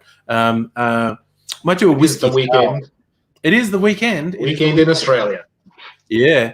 I might make a whiskey sour with the expensive bourbons tomorrow, because a whiskey sour is a really benign drink. And I'd be interested to see if I can really taste the difference in a whiskey sour. Also, I just really like whiskey sours. So, so I reckon, oh God, I've been El Cheapo buying this standard Jim Beam giant bottles from Costco. It's not going to be finished for a while. When it's like 3/4 gone. Yeah, that means there's still like 400 mils in it. And it's like, it's going to take me a while to get through that. I might actually get a decent bourbon next time. Like an overproof or a long aged or I've got an overproof rye, so I don't think I need an overproof bourbon as well. so more like what was it, small batch you called it, the other one? Yeah, the small batch. Something more specialty. Oh, I know what I'll ask, because I'm really getting into supporting the Australian distilleries. I'm going to ask the people I've been keeping up with on Facebook who are doing nightly live streams on Facebook, and they're actually, work for distillers and whatnot. And I'm going to say, okay, what of the Australian whiskies, what's a good bourbon substitute? Because they'll be like, a chance to get rid of the $1,000 bottle. I'm not, and it is going to be more expensive than buying, Jim Beam or Jack Daniels.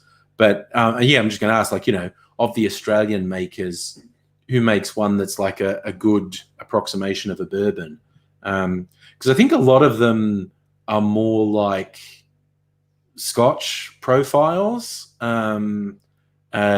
which is obviously really different to bourbon, except the people who don't drink whiskeys are being, what do you fucking say? They all taste like fucking ethanol.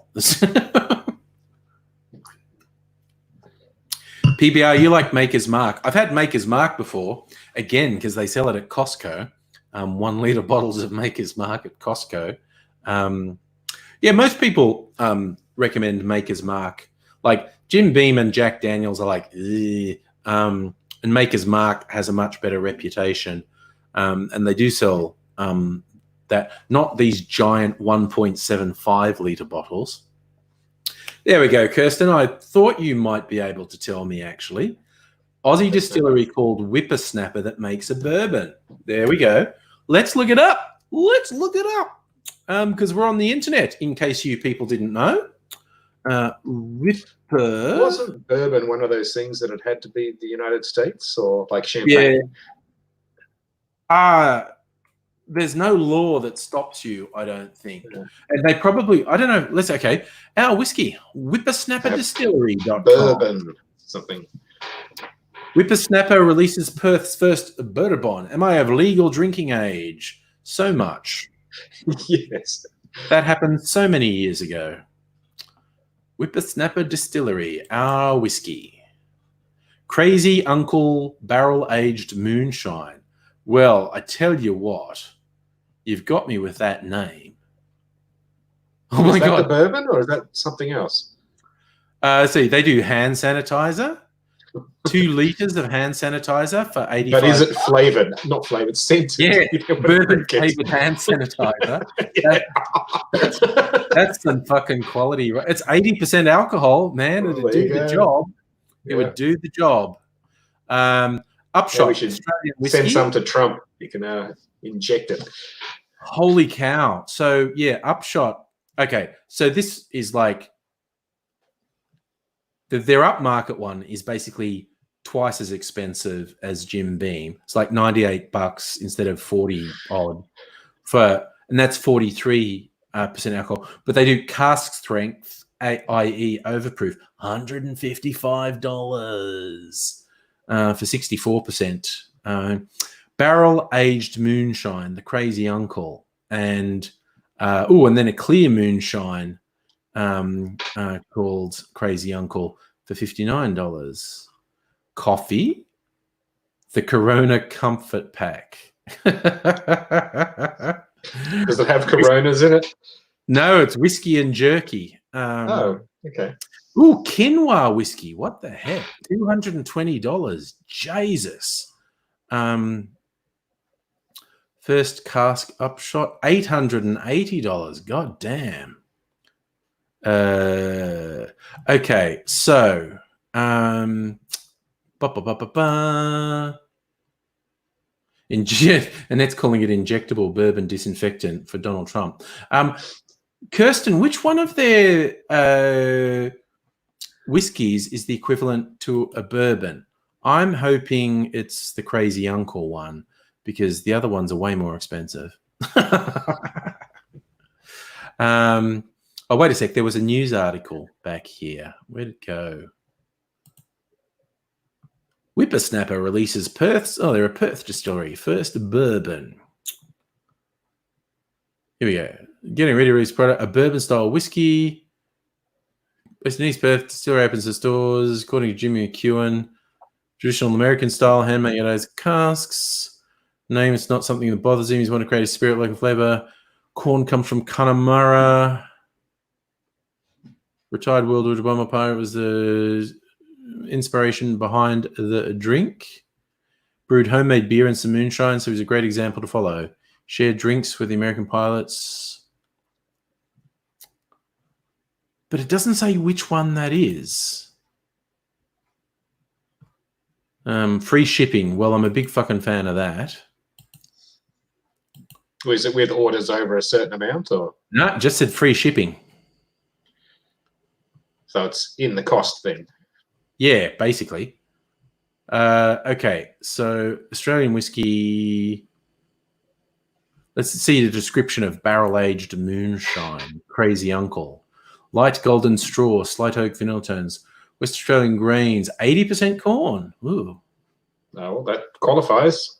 First Maybe barrel 51. moonshine. It's a young whiskey. Ooh, so that's like a rough edge whiskey. Yeah, not straight or whatever. Straight bourbon.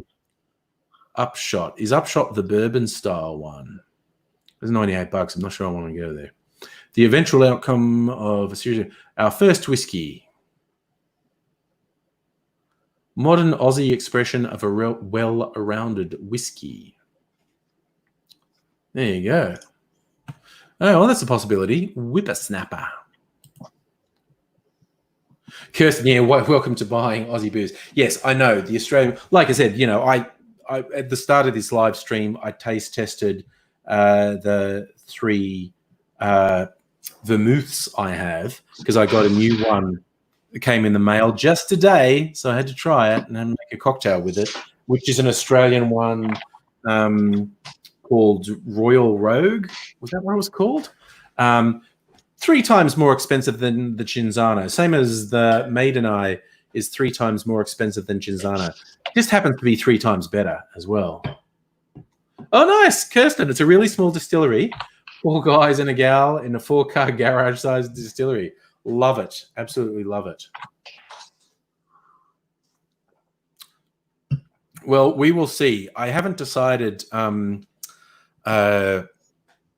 what I'm going to get yet. And it'll be a while before I get it because I've, you know, fucking got this much of this bourbon. I'm not going to buy another bourbon till this is gone.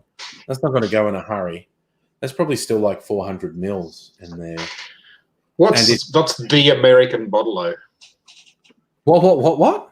What's like Dan Murphy's the Australian bottle-o? What's the American bottle-o? Ah, that's a good question. I'm not sure they have big chains of bottlers, but people buy it from Costco and stuff. I just want something for comparison. I'm looking up the prices of just a straight Jim Beam in Australia from my local. Bourbon in America is so fucking cheap. Alcohol in America is so cheap. It's frightening.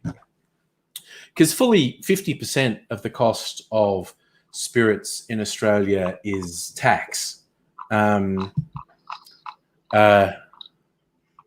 Kirsten says the Crazy Uncle's moonshine is good, but Upshot's the bourbon. Okay. That's going hopefully in the memory banks, which hopefully aren't getting wiped by the number of bourbon cocktails I'm drinking tonight. So, what's a common size for America? 1 liter or 1.125 liters? I suppose that'd be in fluid ounces or something, wouldn't it? Yeah, that would be in ounces in America. So, does anyone in the chat know, like a conversion? Does anyone know about American spirit? Maybe price? like 700 mil, something close to that. 1 liter, 1.25. Well, I think that 700 mils is a pretty standard size worldwide. Okay, so you can get the 700 mils Jim Beam. It's just a white label straight bourbon for $35 here. Yeah. So, does anyone come up with a name for a standard American bottle shop? Or I think just Costco or something. I don't know. So, yeah, okay. I think in America that's like 24 ounces. Oh,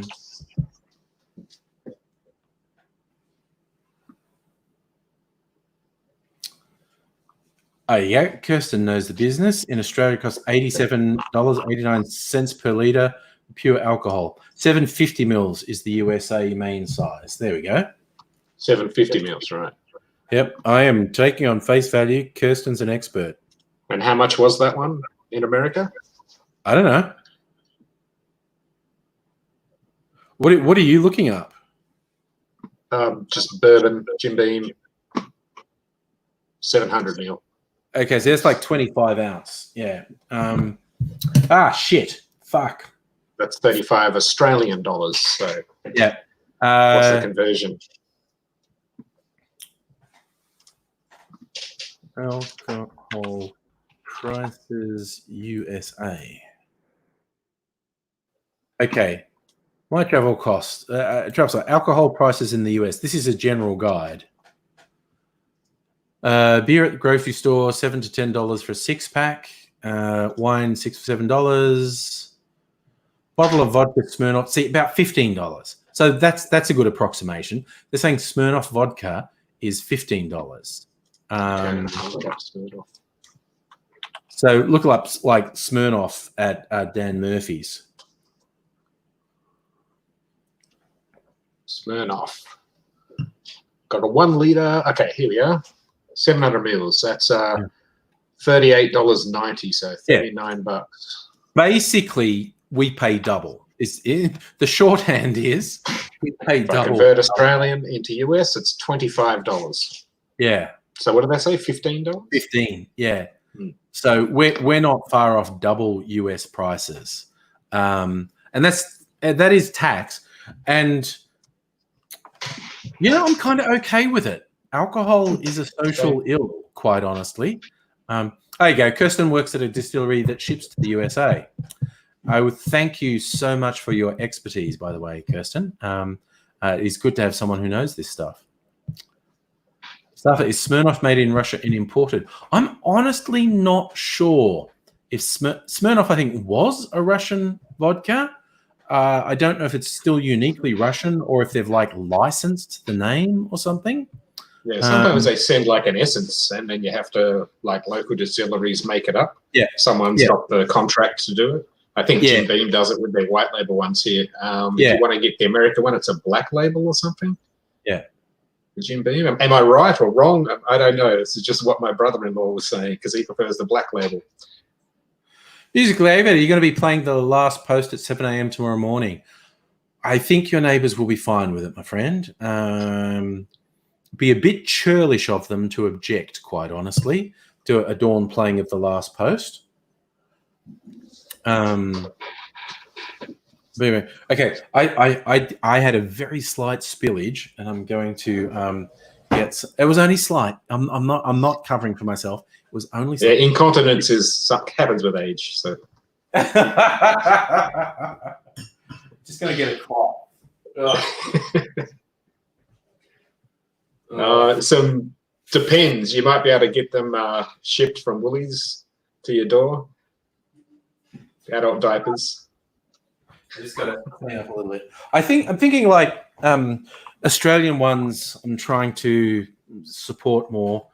It'll be it's going to be a long time till I finish my bitter aperitif. So I've got some Aperol, and I've got the Dolan cherry bitter aperitif that I made the cocktail with at the start of this live stream. Not things that I use in huge volume, so it's going to be a while before I finish them and want to replace them. But I am going to. There are a few Australian makers who make the Italian style bitter aperitifs, and I am going to get an Australian one of those next time.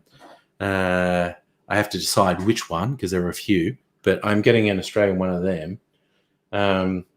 We'll see. But that's probably months away. It's probably going to be months before I finish those because they're bitter. I don't use them a lot. It's just fun to have a bitter cocktail every now and then. Oh, right. Got to rinse this cloth now. I've cleaned up my mess.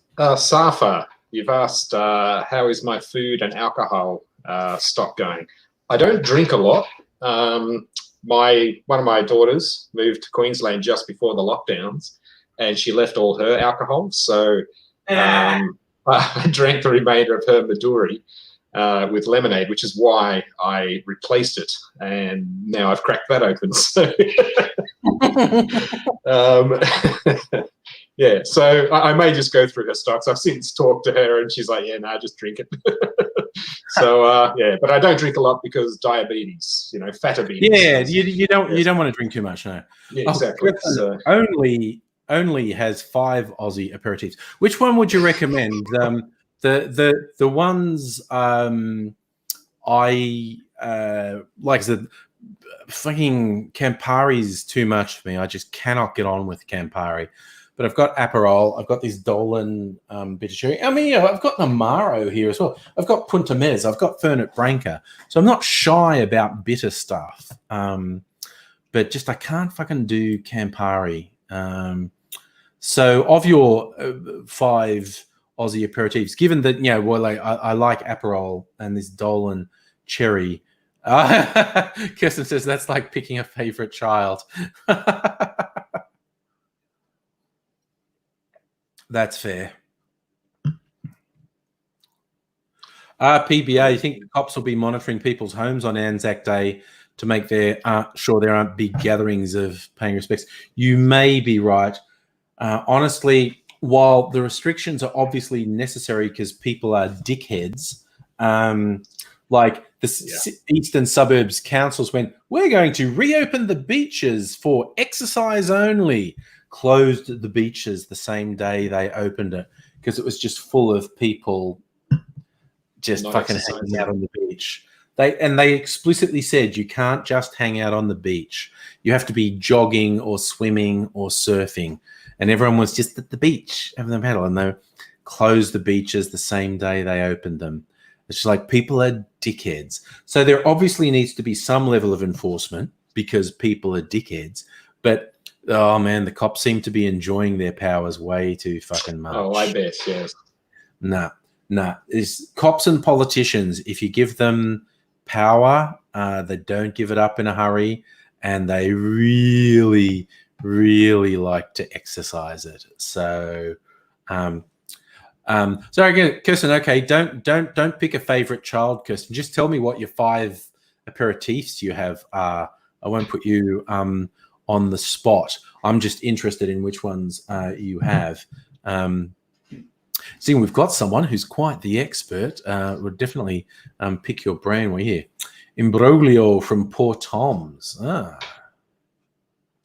reckon if you're going to head out for essential stuff, put some toilet paper in the boot of your car.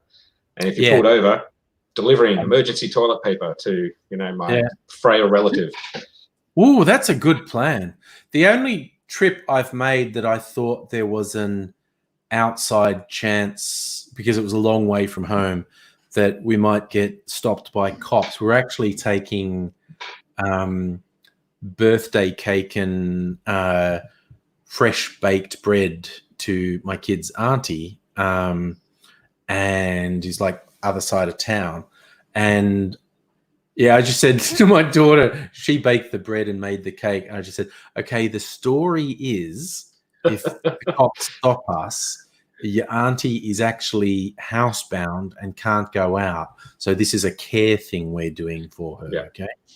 It's not just you like your auntie and you made her some stuff and you're taking it over. She's actually housebound, okay? So yes, I had to go out today, actually. My middle child, who, like, the 2 eldest have moved out. They're adults. She came down with what she suspects is tonsillitis. And, oh, God. Yeah, she's got a history of it. And I looked at it, and it looks tonsillitis-y.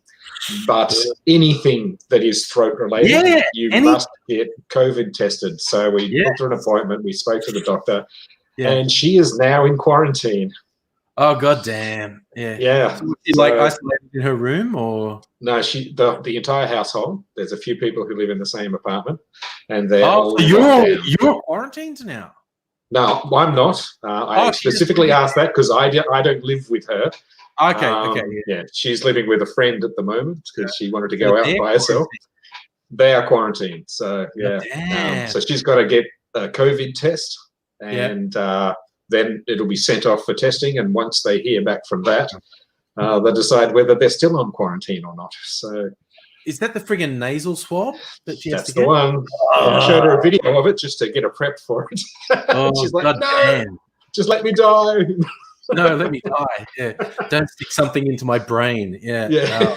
Oh, Yeah. So a little bit worried about my middle child, but yeah, hopefully Yeah. she's fine. But I was all masked up and had the the hand sanitizer anytime I touched anything.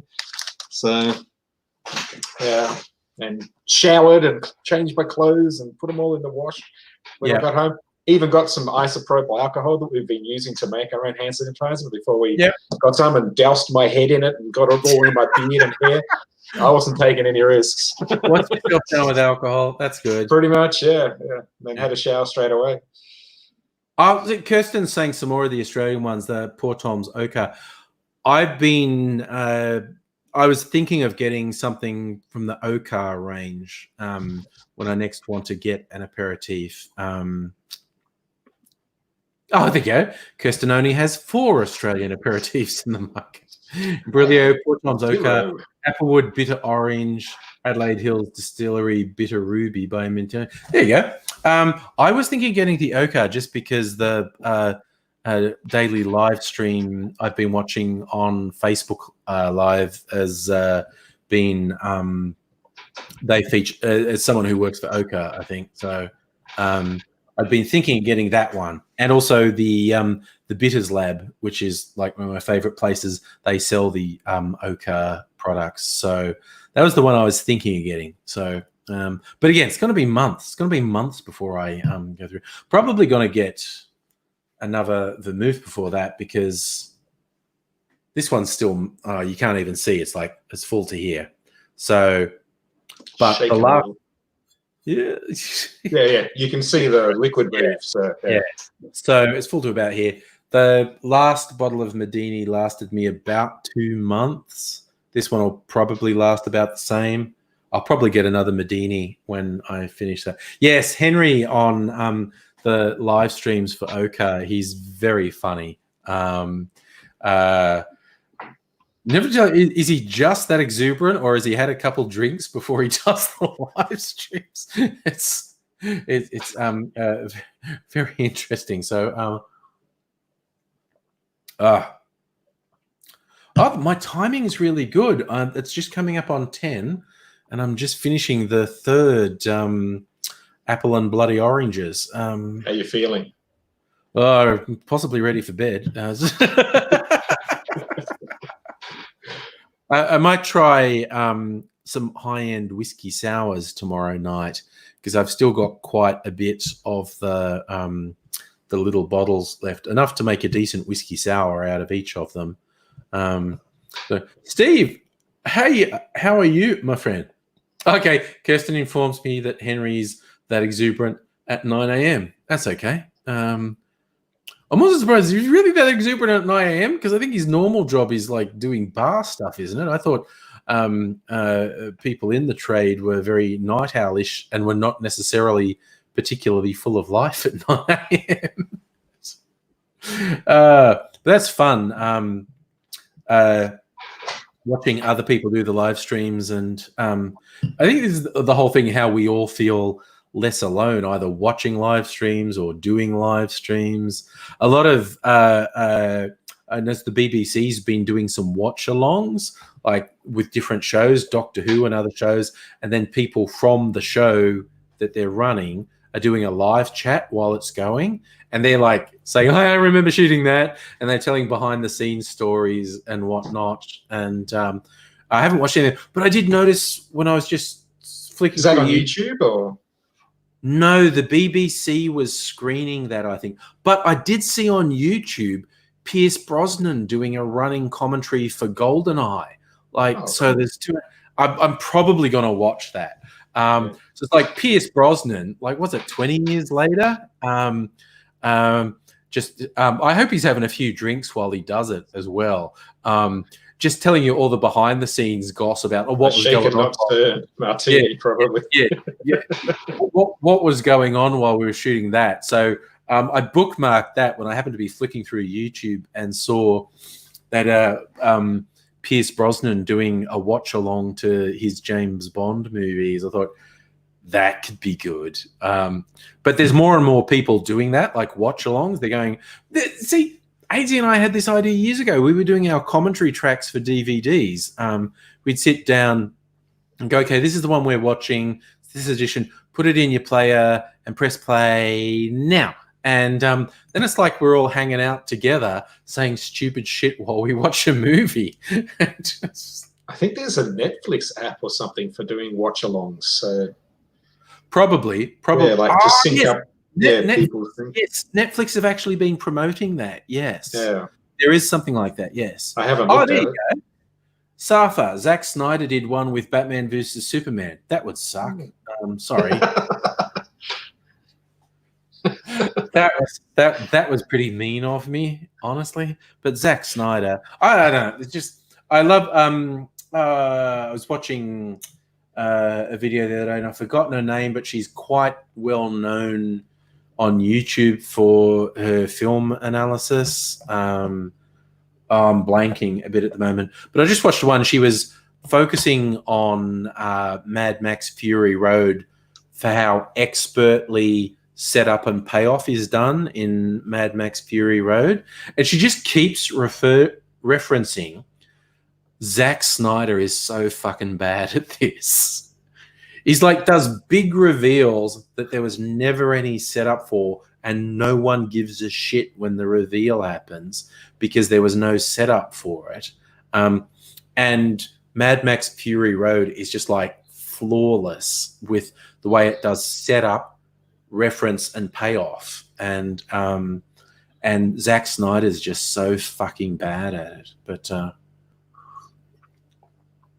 and I think maybe we should do a watch along. I'm going to look into it. What does Netflix have for watch alongs? Because man, I should do is a playlist of all, because this was years ago, like 4 or 5 years ago, I was doing these with AZ, and we did, I don't know, 2 dozen of these movie commentary tracks. Wasn't there a series you were working through? Was it Harry Potter? Or we did all the Harry Potter movies, including the one that got age restricted because we turned it into a drinking game. We had booze in front of it. You've got to take a drink every time someone says Harry Potter. I was like, it has to be the full name, Harry Potter, yeah, not Harry, not Potter. They have to say Harry Potter. Harry Potter. And we were just going, no. Oh, Harry Potter. Yeah. YouTube age restricted it because we called it the Harry Potter drinking game. There you go. And it says it's called Netflix Party. So there you go, Netflix Party. Okay, do you have to do that on your computer though, or can I'm you not download sure. that I'm going to for look into it. Television. We're going to do it. I'm going to set up a Netflix party. Tomorrow good. night might be too soon. I don't know if I can do it too soon. But I'll see what's involved in setting up a Netflix party. Strictly Sega's been watching some of the watch-alongs. The Red Dwarf people did one. Yeah, okay. Pierce Brosnan was actually a bit boring. Okay. He's only drinking water. That's the same.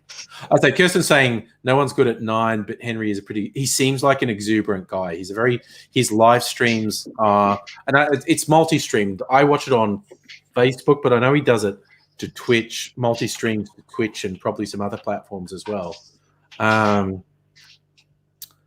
Yes, and I don't know if you need Chromecast or whatever, and I'm not really in the mood to look it up now. I'll look it up tomorrow. I have this feeling Megaleech is looking it up. I am. Yeah, netflixparty.com, and there's a Chrome extension or something by the looks of it. Chrome extension? Potentially. Chrome Web Store, Netflix Party. Add to Chrome. So. Okay, if we do that, I bet I'll have to connect my laptop to cable. Yeah. Install Netflix Party. So yeah, netflixparty.com. Okay. You can get it. So folks, if you're up for that, install netflixparty.com. I'll look into it. So because I think there was actually a movie recently added, sort of sci-fi movie that's been quite popular that I wanted to watch. I don't know. I'll try and remember to check it out tomorrow. So strictly saying, Pierce Brosnan only drinks water, but does tell stories that were kind of interesting. questions were more about Die Another Day and an N64 game. Oh my god. Everyone loves. I never actually played GoldenEye on the N64. I had Perfect Dark, which was a very equivalent sort of game.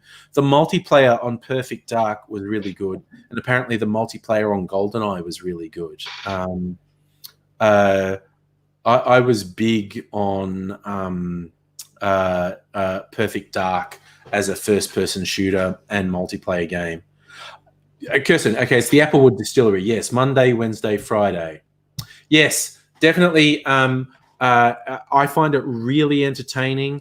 I don't get all of them, but I usually get the live streams Monday, Wednesday, Friday, 6:30 to 7:30. I watch it like before I come on, basically.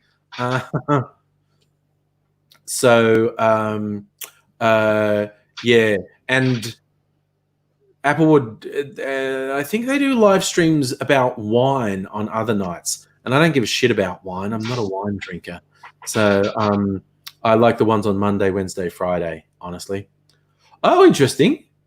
Someone's saying there's GoldenEye on the Wii, but Daniel Craig is the James Bond in the Wii version of GoldenEye. That's weird. Would have just been the era. Oh God, PBR, The Irishman, which I still haven't watched. 3-hour film on Netflix. Fuck me. Oh, that's a challenge, isn't it? That's a challenge. Do a watch party for a 3-hour film. Jesus, I'm tempted. I am sorely tempted. I'm going to look into it tomorrow, and maybe if we can get organized. Because I think we can still do the live stream. I'm not sure. I have to look into how it actually works. I think I can still do the live stream for people who aren't actually on the Netflix party, but we'll see. I assume you can type in it or something. So yeah, I don't know. The interaction. I assume it doesn't put your faces in a little box up the side like StreamYard can. So yeah, I don't know. I'll have to look into what it actually is. There you go, Kirsten. Every night from 5:30, Unico Zelo, the wine arm of Applewood, do a live stream. Who cares about? Yeah. See, I'm just not a wine drinker. That was the other thing. Eventually, then the next time I get a gin, it's going to be an Australian gin as well. But I don't drink that much gin. Mrs. Angry is more of a gin person than me, but she doesn't drink that much. I think she'll be glad when I stop making fucking bourbon cocktails on these live streams because she doesn't like whiskey at all. So you have to break it up. Make sure you don't do 2 consecutive bourbon cocktails. Yeah, maybe bourbon, that's then a gin, bourbon, then a vodka, bourbon, then maybe that's my excuse to buy an Australian gin. Because again, see, people who are seriously into gin, they'll go, "Oh, there's a London Dry, this is a slow gin," and I'm just going, "They're gin, mate. What the fuck? They're all gin." And gin drinkers will clutch their pearls at me at that point and how could you say that? They are so different. Okay, they're not, they're all fucking gin. And I was like, Kirsten's going to help me pick a gin. Nice. Okay, so I need something that's quite different. The gin I have at the moment is Tanqueray. And again, so why do you have Tanqueray, Angry Aussie? Because they sell 1 litre bottles of it at Costco and it's cheap. That is like my answer to everything. Like, where did you get that? It was on special. Welcome to my life. Yeah. That's just how I buy things. I'm going to the supermarket. What are you getting? Depends what's on special. What are we going to have for dinner? Well, I'm going to the supermarket and whatever's on special is what we're going to have for dinner. And I don't have to. I have a job. I have money. I could buy things that aren't on special, but this is the product of growing up. Principle of the thing. Lower middle class, working class, then going to uni being broke as fuck, and then not having a proper job till I was 27. So being unemployed or underemployed till I was 27, which was the first time I got a proper job.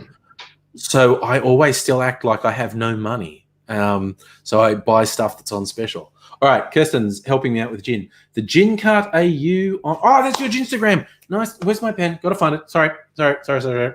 I'm going to do that before I forget, because if I don't do it now, I'll wake up in the morning and go, that was something I was going to do, wasn't it? Because I said I was going to follow something. And it's 3 fucking whiskey cocktails will do that to you. Holy cow. Sorry, the first thing that popped up is a friend of mine who's just given birth, but she's posing in a swimsuit holding her little bub, and it's just like, that's just a bit confronting. Like... I thought that it might be in the delivery room. No. She gave birth about 2 weeks ago, and she was a model. She is a model. But so she's been posting for months these super pregger photos. Like for the last 2 months, she's been super preggers, and she finally gave birth. And then she's just posing in a swimsuit with her little bub, and just having that pop up was a bit. Oh Jesus! What the? All right, so I have to find Gin Cart AU. Search for Gin Cart AU. Fuck, 2 typos. Jesus. Gin Just blame autocorrect. Cart AU. The Gin Cart AU. Angry Aussie follows. All right. So I am following now, Kirsten. Let's get down to gin. Okay, so I need something that is really different to Tanqueray, basically. Something that's good, that highlights a different facet of gin, as opposed to Tanqueray, which is a London Dry. I know that, even though someone says, what's the difference between a London Dry? I don't know, dude. They're all fucking gin. I don't fucking know. But I need a good comparison one, or contrasty one. They'll convert you, yes. Yes. Are you a gin drinker? No. No. All right. No. Oh, but yeah, now I want to make some all Aussie drinks. Like we made the joke when I made a Manhattan, and I improvised and used a couple of Aussie elements, because a Manhattan is just bourbon or rye and vermouth. And for a bit of a laugh, I used an Australian vermouth, and I also used a dash of an Australian macadamia liqueur. And I was saying, it's like, this is an Aussie in Manhattan. And AZ was on the live stream at the time, and we started making Crocodile Dundee references. And he came up with a much better name for that drink. It was the That's Not a Knife. So if I make a martini with an Australian gin and an Australian vermouth, let's see. Okay, so Kirsten reckons the Gypsy from Tiny Bear Distillery. Tiny Bear Distillery. Oh, it's a Melbourne gin distillery. Nice. Still have to get it delivered, Angry. I do. You know, I actually, where I was working in the city, literally downstairs, it was in the heritage area of fucking Little Lonsdale Street, one of the, original Melbourne buildings that's been preserved is now a distillery. It's the Little Lon Distillery. It's just down the bottom of the building where I was working. Nice. One of the original Melbourne buildings. Yeah. So the store, cellar door still open. Oh, there you go. Gin and cheese for 2. The Gypsy, the Sailor, the Doctor, the Barrel Aged Sailor. Which one are we? The Gypsy. Kirsten is recommending the Gypsy. Ooh, okay. That's decent. Let's have a look. Okay, so here's the thing. It's about 50% more than a decent gin. It's probably at least 50% better. It's, from a small distillery where they really care and they've gone to enormous trouble to do it. All right, Kirsten, you like Little Lon too. Yeah, I just thought, I was always fascinated that I was working, and it was like this heritage building in Little Lonsdale Street. And it's just distillery. When this bullshit is all over, I think they're actually opening a bar. That was their plan. They had a development request in to actually have a bar open there, which is obviously, fucking gone out the window. All right, Kirsten, I love your enthusiasm. It's not 50% better. It's 100% better than a Tanqueray. Spicy, peppery, made from kale-based spirit. Fuck, I'm getting it. Okay, Kirsten, you're a champion. So the Gypsy, 700 mils. Ooh, here we go. Oh, they also I feel like we're all enabling everyone to become an alcoholic during this time. I know I've drank a lot more since watching you with the cocktails. So. I know. It's bad. No two ways about it. And that's why I always stress, like every now and then, when we're talking about boozing and whatnot, someone will go like, I don't like, people pressure me to fucking drink. I don't want to drink. Go, I'm on your side. If you don't want to drink and someone is saying, you have a drink, I'll punch them in the fucking face. I won't. That's bad. I won't actually punch someone. But I will provide someone with the moral support to go, no, fuck it. You don't want to drink. You don't, because I went through very long periods where I didn't drink. And you get stupid, particularly, I think it's a very Australian thing. You get pressure put in, what's drinking, mate? What's wrong with you? I don't fucking want to, okay? I didn't drink until I was 21, so. Yeah. So I didn't drink till I was 40. But, there you go. Seriously, I was borderline teetotaler till I was 40. When it comes to alcohol. Yeah, absolutely. Well, let's not talk about my 20s. No. There was no alcohol, but there was stuff that could get me into terrible trouble. I had to get a security clearance once because I was working for the Defense Department. Right. And there's a question on your security clearance. Have you ever done drugs? And I was going, do you expect me to lie or do you want the truth? And I went, oh, fuck it, I'll tell them the truth. Yes, I've had lots of paracetamol. Yeah. No, it's like in my 20s, I was a fucking madman. And they go, oh, and they just want to know, have you done, because their big thing is they want to know that you can't be blackmailed, that you can't be manipulated. And they say, what have you done to distance yourself from that? Because this was my 20s, man. I myself. I got older. I haven't done this shit since my 20s, but yeah, I used to go to fucking warehouse raves and, fucking acid and ecstasy was too expensive, but acid and speed. And I was just honest, and I said, yeah, but those were my 20s, man. It was just like, you asked, and I was like, you could drug test me, nothing's going to show up in my system. I'm really confident. That's why I'm so confident saying, yes, I did in the past. Because you can test me. Nothing's showing up if you drug test me. And it's not because I'm treating, drunk the bad. It's just like, oh, dude, I got older. Okay. I got older. And those weekends when I used to blast through them and it was like, fuck no. And then even just in late 20s, coming into contact with teenagers who were getting fucked up virtually every night of the week. And I was going, how the fuck are you doing that? And it's like, I've got I can do it like Friday and Saturday night, spend Sunday in recovery mode, and I can be more or less normal when I get to work on Monday.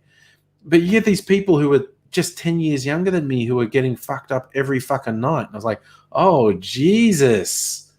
Yes, and then you made babies. That puts an end to it. Yes. I had my first babies in my 30s. It's just like, oh no, this person's relying on me. I probably won't fuck things up now that I'm with them. Look at this. Kirsten says this gin is made by the two of the nicest people in Australia. You can get 200 mils, get the gift pack of 3 for the best Aussie gin. Fucking sold. Gypsy gin. Tiny Bear, and I'm really kindly disposed to super local people because they're Melbourne people. Okay, the trio is $80, and that's little bottles. I think I've seen that somewhere, probably at bloody Bitters Lab or something. So I checked out my local for bitters, and it only has Angostura, so I'm going to have to order from the Bitters Lab if I want something else. bittersonly.com is a Bitters only? yeah. That is the Bitters Lab, or? Yeah, that's their online store. Right. They sell everything that they've got. Oh my God, that is a fucking candy store. You just look at it and go, oh my God, that sounds so cool. I'm getting some of that. I think I get the second most popular one. What was that one called? Something. Peychaud's, was it? Peychaud's. Yeah, that's this one. It's a very different style. I'll get it out. So, Angostura is regarded as an aromatic bitter, which is the most common style. Peychaud's is also aromatic. People call this Creole bitters. This is New Orleans bitters. This is down in the bayou. This is the bitters they have down in the bayou. Peychaud's, P-E. Do you know I actually forgot how to say the letter P for a moment there? Oh, bourbon, what have you done to me? I'm not joking. I was going to say pay, and it's like, no, it's P. Peychaud''S. Peychaud's bitters. The two most traditional bitters are Angostura and Peychaud, and they're quite different styles. But yes, Kirsten, onlybitters.com is, oh my God, if you're into just getting the flavors in the drinks, it's like being a kid in a candy store. And I got Megaleech onto putting bitters in Pepsi Max, which I do all the time. That's great. It is very nice. Like the fruit flavored bitters, they have all these different fruit flavored bitters, and that in Pepsi Max is great. Like I think I've got a citrus bitters, I've got a cranberry bitters, I've got a couple fruity ones. Fee Brothers is a very well known brand. Their cranberry one is it's good. It's good. But yeah, I think we counted. I have 10 different sorts of bitters over there. It used to be 6. Yeah, I need 10. I've run out of time, haven't I? That's probably because of the exuberance caused by 3 fucking bourbon cocktails. All right, so tomorrow I'm going to look into the Netflix party and see if we could possibly set it up as soon as tomorrow night. If we can, I will, but we'll do it at some point. Because what I want to make sure is people who aren't doing the Netflix thing can still sort of take part in the live stream as well. I have to work out how it actually works. If you need a test subject, just message me on Facebook. Yes, I may well do that. I'm just going to bookmark the Tiny Bear Distillery website while I've got it. Done. Okay. So thank you, Kirsten. Kirsten, you only have... Okay, I'm really quickly going to do it. I've got Angostura bitters. I've got Peychaud's bitters. I've got...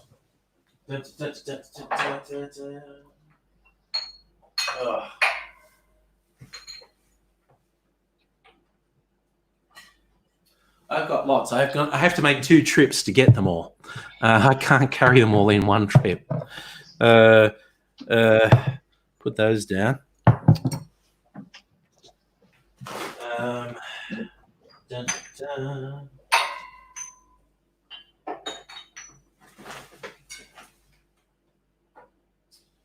Right. So, okay, what have I got besides Peychaud's and Angostura? I've only got one Fee Brothers. Fee Brothers are a fairly well-known brand. And they do this neat packaging where the bottle's wrapped in paper, which I find quite neat. And also, that's like an Angostura bitters thing. So do all the bitters do that? Is that like... No, they don't all do that. This cranberry one's really red. I haven't used that much of it. So after a while, you often get a little run down here, so it looks like blood stains running down the paper. But so Fee Brothers make a lot. That's quite a well-known brand. I've got a couple from this Australian maker, the Australian Superfood Company. This is a lemon myrtle flavored one, and same people. What's the profile flavor on myrtle? I don't think I've ever tasted myrtle. What did I say for lemon myrtle? It's a florally one, and this one's finger lime, so that's like Australian native lime. I think these might actually be from Melbourne. Yeah, these are made in South Melbourne. So this is also an Australian one, I think, Mr. Bitters. Yeah, made in Melbourne. They call this their Negroni bitters. Mr. Bitters make a lot. This one I got just because the name Bitter Old Men, which suits me very well. Yeah, can relate. That's a citrus bitters. I got that just because it was called Bitters Old Men. This is a cola nut bitters. And I hardly ever use this one, so I probably should use it more. Here's another brand I like, Bittermans. Bittermans make some really good ones. I've had a few of them in the past. This one is New England Spiced Cranberry. They do a really good... Basically, I think all the Bittermans ones are good. I've had a few of theirs. This is another one. Yeah, Tiki. This is Bitterman's Tiki Bitters. It's tropical blend of cinnamon, allspice, and island spices. And the New England Spiced Cranberry is supposed to be like American Thanksgiving flavors. This again, I got this kind of just because it was an interesting bottle. This is ancient Chinese secret cocktail bitters, meant to be like reminiscent of Chinese cooking spices. Spice or something, yeah. Yeah. And this is another good brand. I've had quite a few over the years of Bob's Bitters. This is a chocolate bitters, but Bob's does a whole range. That's an English one. Bob's I definitely recommend. Bob's does very good flavors. Is that like a spritz but a pump pack, or is that got a dropper or something? A dropper, right? They usually most of them are droppers. Yeah, there you go. I just dropped some of that on my fingers. So hey, why don't I lick bitters straight off my fingers? What could possibly go wrong? Bitter. Yeah. Who would have thunk it? It's really funny when I was in the bitter. One of the times I've been in the bitters lab, the person working there said like they give you these little spoons that you like. If you want to taste them, you put a drop in the spoon and take. So you're not giving anyone your germs because you've got your own spoon to go. I was just smelling them. Going, no, taste them. And it's like, so I tasted 6 different ones, at which point all my taste buds were burnt out from these bitters. But everything would taste like bitters. Yeah. The fun thing was any drink I had for the rest of the day was flavored with the bitters that had impregnated on my tongue, which was good. It was great. Yeah. But it was like, I'm not really on board with them saying, no, you should taste them. I'm going, no, they're really bitter and they burn all my taste buds out in about 5 seconds. I'll just smell them.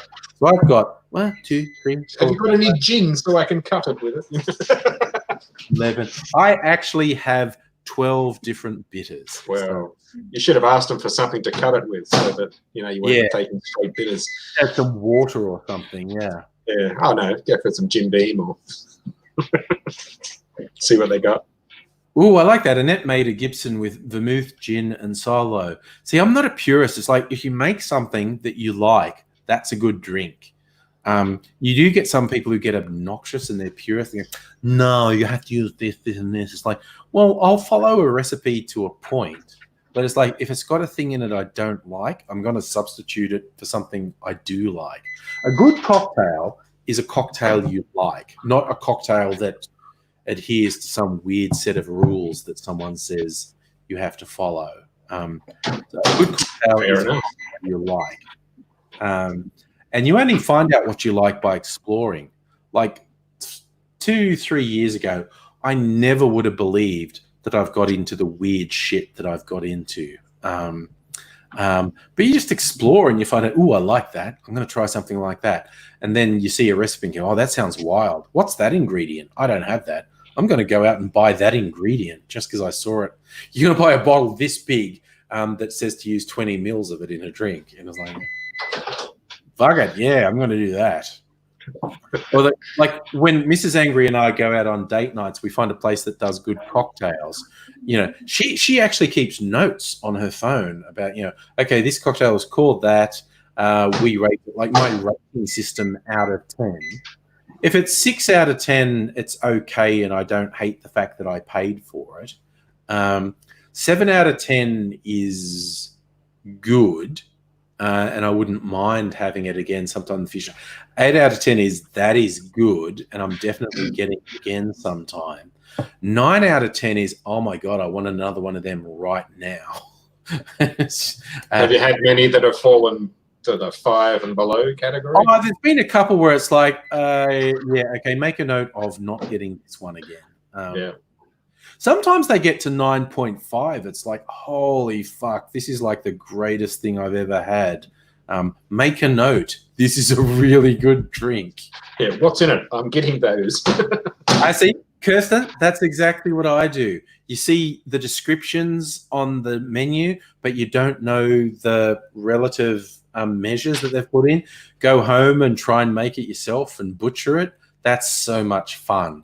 You go, okay, they said it had this. Sorry.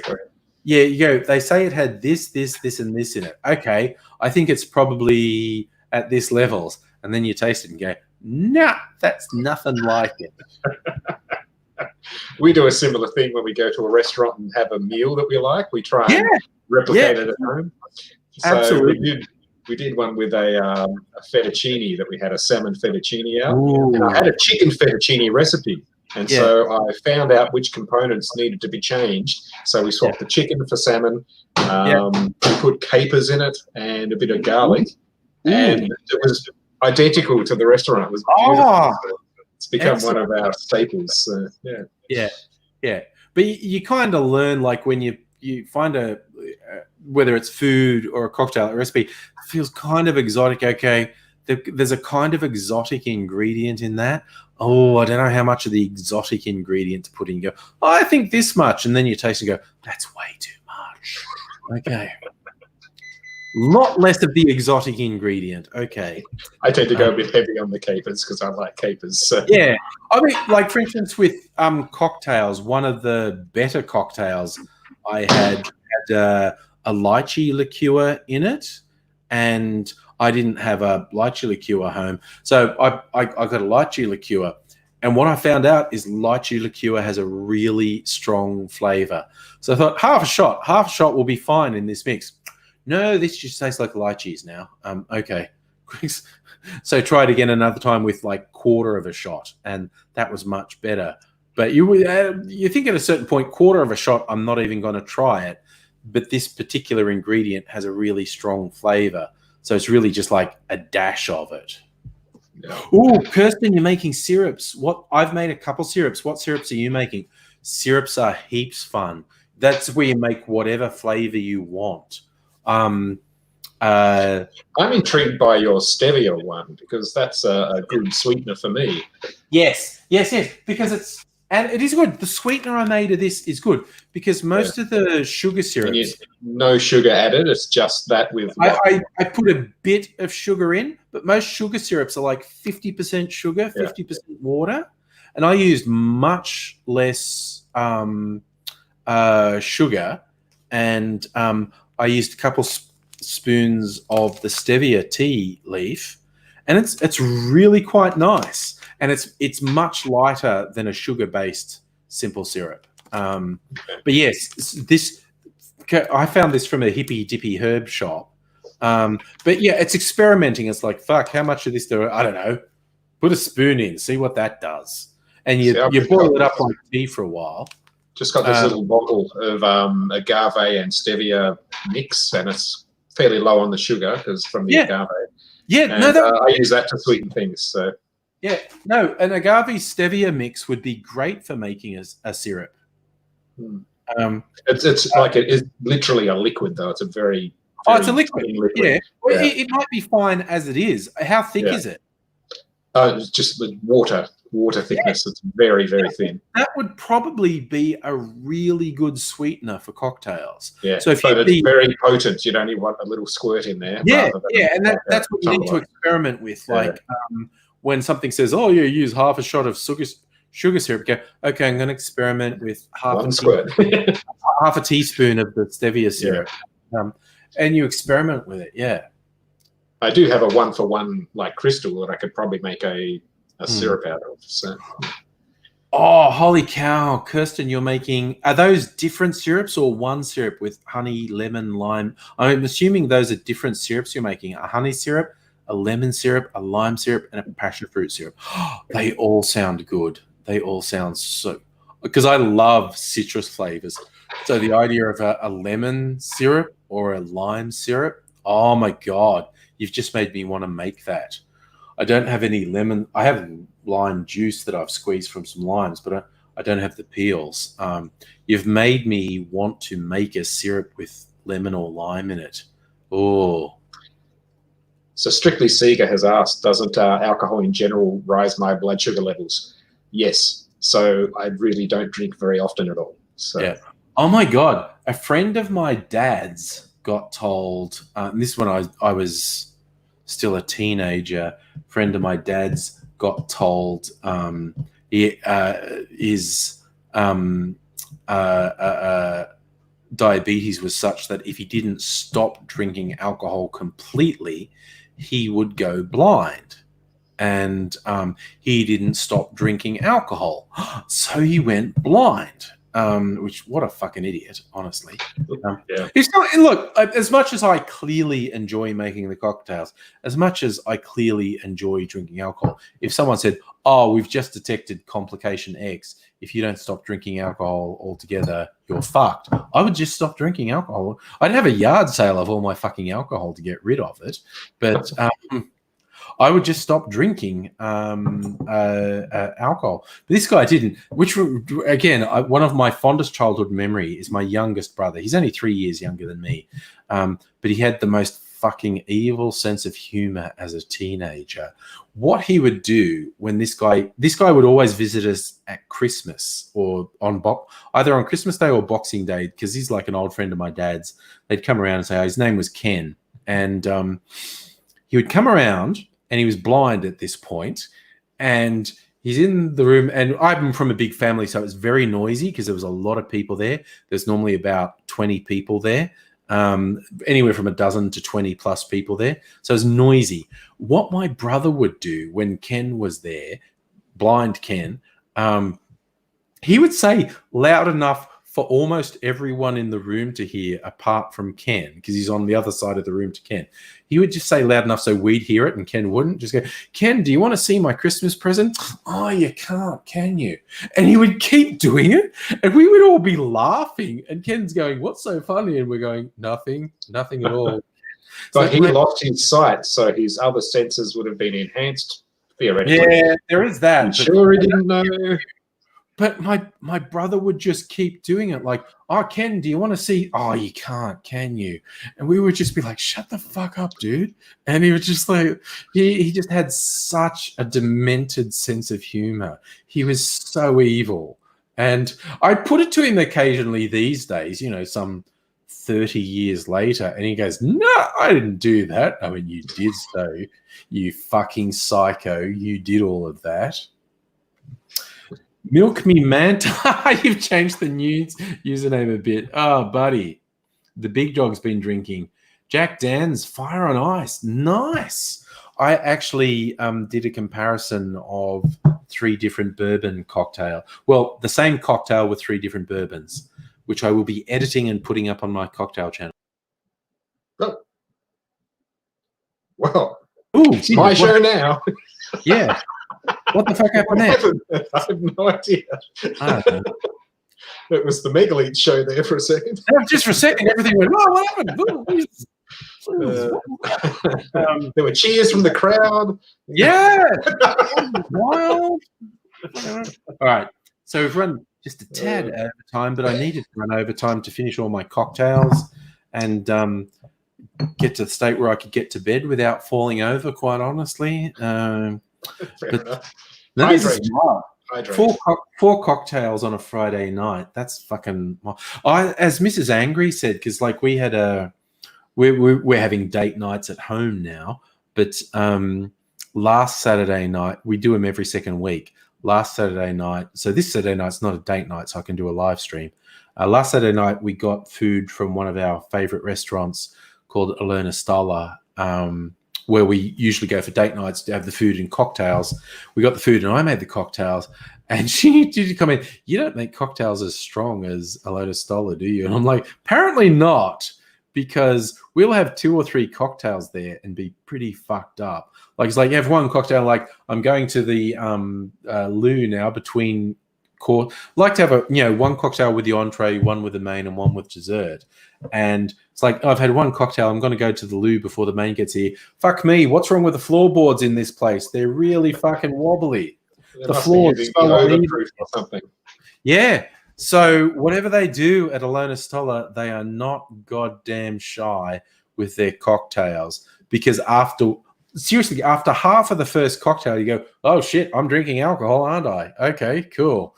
Are their glasses bigger? Do they just give you a no, bigger it's normal-sized glasses. I don't know how that, but their cocktails are like 50% stronger than what I make, and I follow recipes from the internet. They go 1 shot of this, 1 shot of that.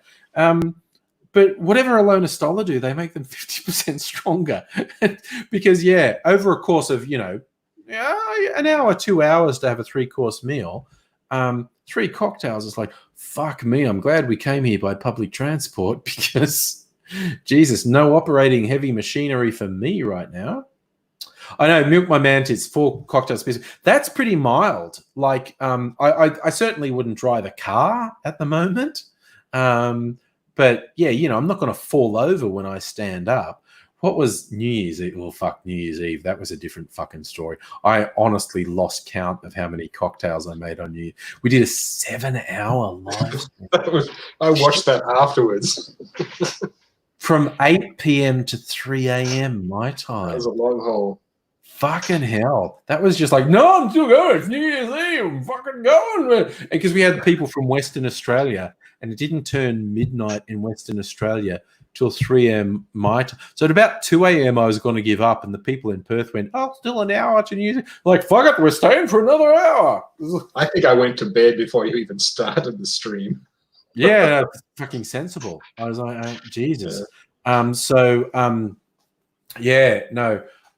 New Year's Eve was fucking something else. I seriously don't remember how many I did on New Year's Eve. But yeah, 4 is nothing. I mean, yes, like I said, I wouldn't drive a car right now, but I'm not going to fall over as I walk up to bed. But and I just had the 1. Just had the 1. You're a responsible man. Yeah, that's my style. Yeah, good. All right, so. Oh, Kirsten's making a liter of 1-to-1 syrup. Macerate ingredients, but oh man, I love syrups. What have I got that I've made? I made my own pomegranate syrup, aka grenadine.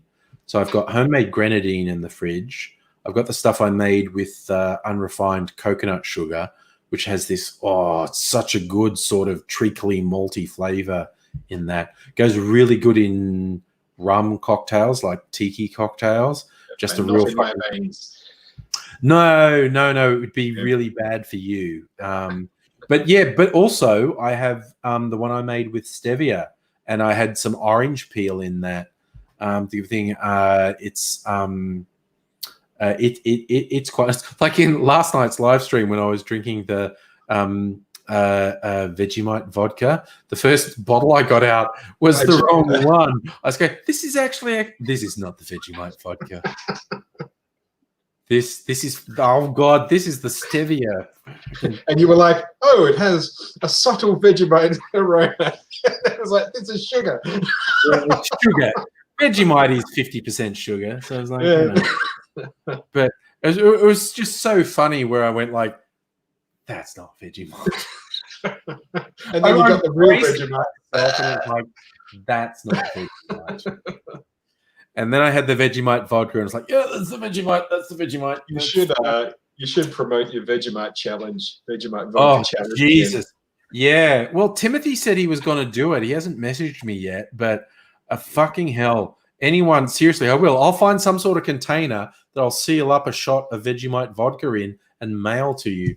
It's Absolutely use stool sample containers. Yes, stool sample containers. Yes. Just be perfect. Government wants my poop. Uh, Because I'm over 50. See you tomorrow, Strictly Sega. Yeah, I'm going to go to bed. God, we're like 45 minutes over now. Just because I'm having so much fun. Perfect way to end a fucking week, honestly. Thank you so much, everyone, for joining. Thank you, Mega Leech, for helping me out on cam. Hey, thanks for providing these live streams. They've been great for the social distancing and all that. Yeah. Having some Yeah. actual social stuff going on. That was the idea. So we all fucking feel sane and interact and have a bit of fun. Thank you, Kirsten, for the fucking hot tips on the Australian distillers, which it's kind of like, because you go in these troubled economic times, it's like, if I buy stuff from an Australian distiller, I'm not an alcoholic. I'm a patriot.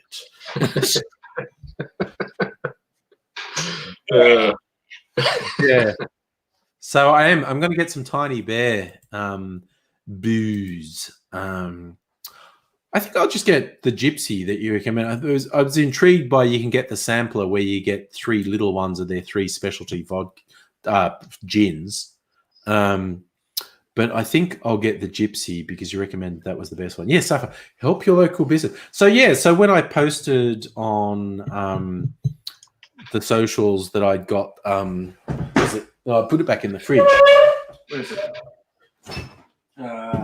This one. The Regal Rogue. This is nice. This is a nice little drop. I could just drink this on. They recommend on here, put it on ice with some tonic. And I was thinking, yeah, I could probably do that. That would be pretty good. But that first cocktail I made was with that. Ugh. I'll post that on the socials tomorrow because the people from Regal Rogue said, yeah, make a white Negroni, which, as I said, is a problematic name for a drink, in all honesty. You just want to be really careful how you pronounce that. But the white Negroni. I'm not touching that. Yeah, not touching that. Yes, as I say, apart from the urge to call it an M&M, but it's like, Kirsten, the Sailor is your absolute Navy strength. Fucking hell. Is that when you're saying the Sailor was that the Tiny Bear distillery again? Yes. Oh yeah, okay. What is Navy strength? Is that does it correlate to a proof? Yeah, I think so. Well, I'm going to look it up now. Now we're talking. What the fuck is this website doing to me? They have drinks called the Gypsy, the Doctor, and the Sailor. What's the Sailor? $84.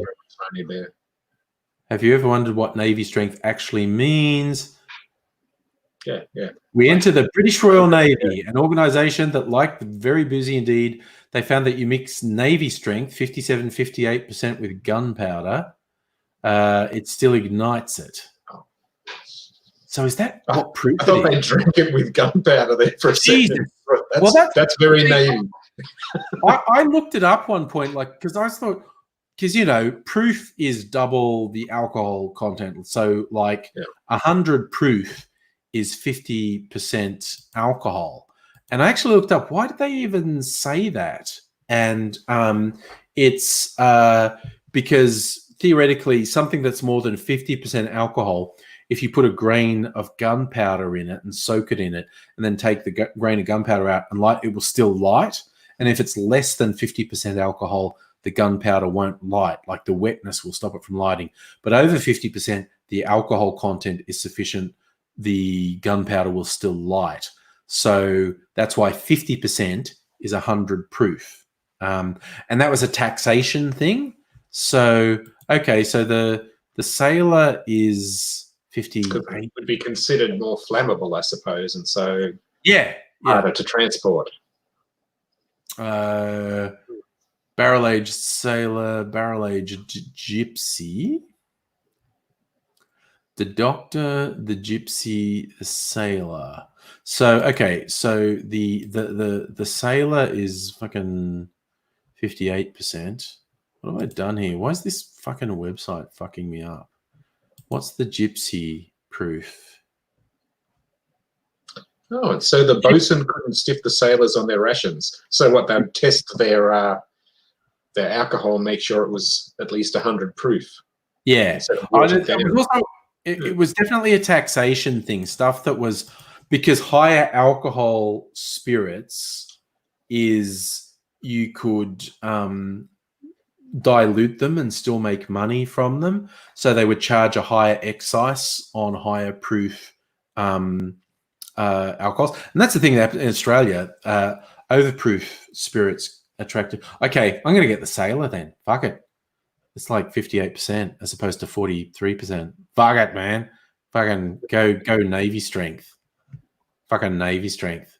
All right, you've sold me on that then, Kirsten. Sailor's your favorite. Navy strength. Put you on your ass. That will make for a good taste comparison.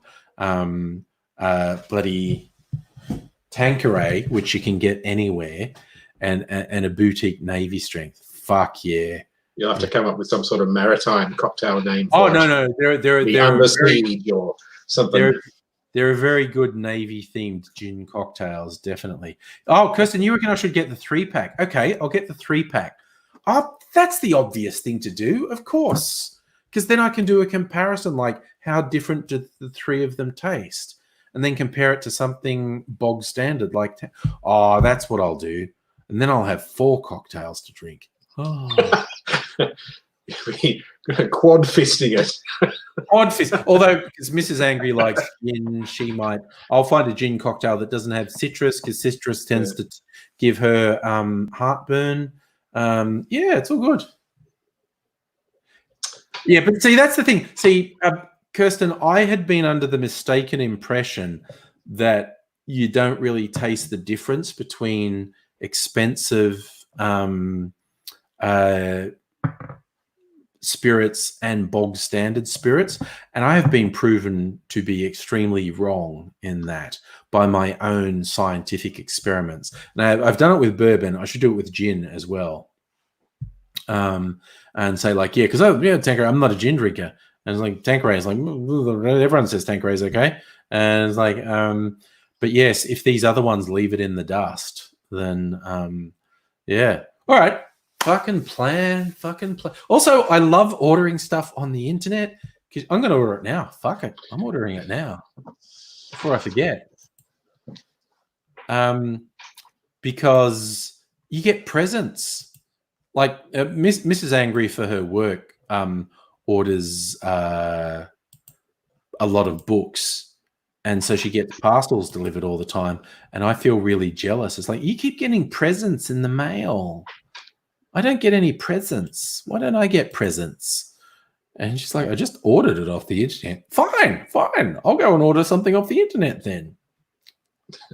You get booze, though. She gets books. Yeah, so she... And there you have the division in the Angry household. Yes. Mrs. Angry gets books on psychology and counseling, and Mr. Angry buys booze.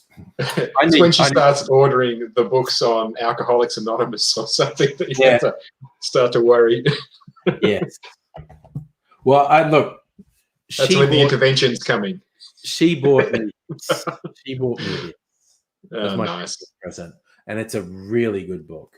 I really like that book. Yeah, Kirsten, it's obviously not true that cheap stuff is the same in a cocktail. All right, so the Tiny Bear Trio, add to cart. That one has your Navy strength in it? Yeah, it has one of each. So, oh man, that's going to make for a really good comparison. Customer checking out as a guest. Nah, I'm going to subscribe to their newsletter. Fuck it. All right. Gotta support local. Shit. Ship. Safa, doesn't Angry get fan mail anymore? Wasn't VD going to send you another lovely letter? Yeah, Celtic King said VD was out and was going to send me a letter accusing me of being responsible for him getting imprisoned. Joshua, what's that? Yeah. The fashion hero partisan. I don't know what that is, dude. But you know, at this stage of the night, I'm pretty susceptible to anything. You should tell me what that is. Shipping billing. Okay, what are we doing here, guys? Oh, excuse me. Continue as a guest. Sure. Okay, I'll do that. Okay, is this going to autocomplete for me? No, it's not. I'm going to have to fill it all in. Get fucked. What do we even have technology for? Makes our lives easier, doesn't it, Andrew? Yeah. Okay, my address. What's my fucking address? Jesus. That's a difficult question at this point of night after 3 fucking bourbon cocktails. That's my address. That's my suburb.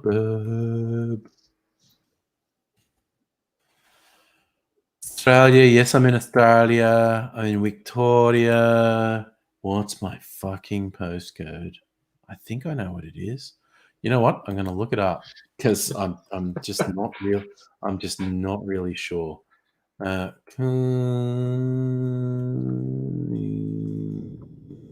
got a question. WTF is Southern Comfort? Shit is what it is. I don't know. What was it? It's a bourbon derivative. What was interesting is Mrs. Angry, when we moved, found an ancient bottle of about quarter full Southern Comfort that she thought she'd had for a decade or more and whatnot. It was actually much higher alcohol. Like often when you like see Southern Comfort, it's under 40%. This was like 45 or 50% or something. Did they just used to make it stronger, or I guess I don't know. Like an overproof one, or not overproof? Yes, free shipping from Tiny Bear. My billing address is the same. It really is. Payment method. They don't do PayPal. God, you guys better have good security if I'm going to put my fucking credit card in. I really prefer PayPal. Right, okay. This is slightly complicated. No, I don't save cards on my Google account because I don't trust Google. Is it? I've got to remember, don't say these numbers out loud. Because I normally have to say things out. Oh, no, I did that wrong. Jesus. Rebel Maddox Road. Southern Comfort is known for its ads, not for its comfort. Nice. Expires 11/20. I'm going to get a new card this year. Apparently, it tastes like cough syrup, if Annette It's recalls. very sugary bourbon, I think. No good for me, then. All sales, checking ID. Yes, I agree with terms and conditions. Place order. Did I fill out the fucking form right? Does anyone else hear your like microphone going loud and then quiet occasionally? I don't know. All right, Tony Deer's Spilleries. Well, thank you. Yay. Is there a loose connector on your Yeti, or? No, I don't know what that might be. I don't know. It was doing it on our last live stream as well.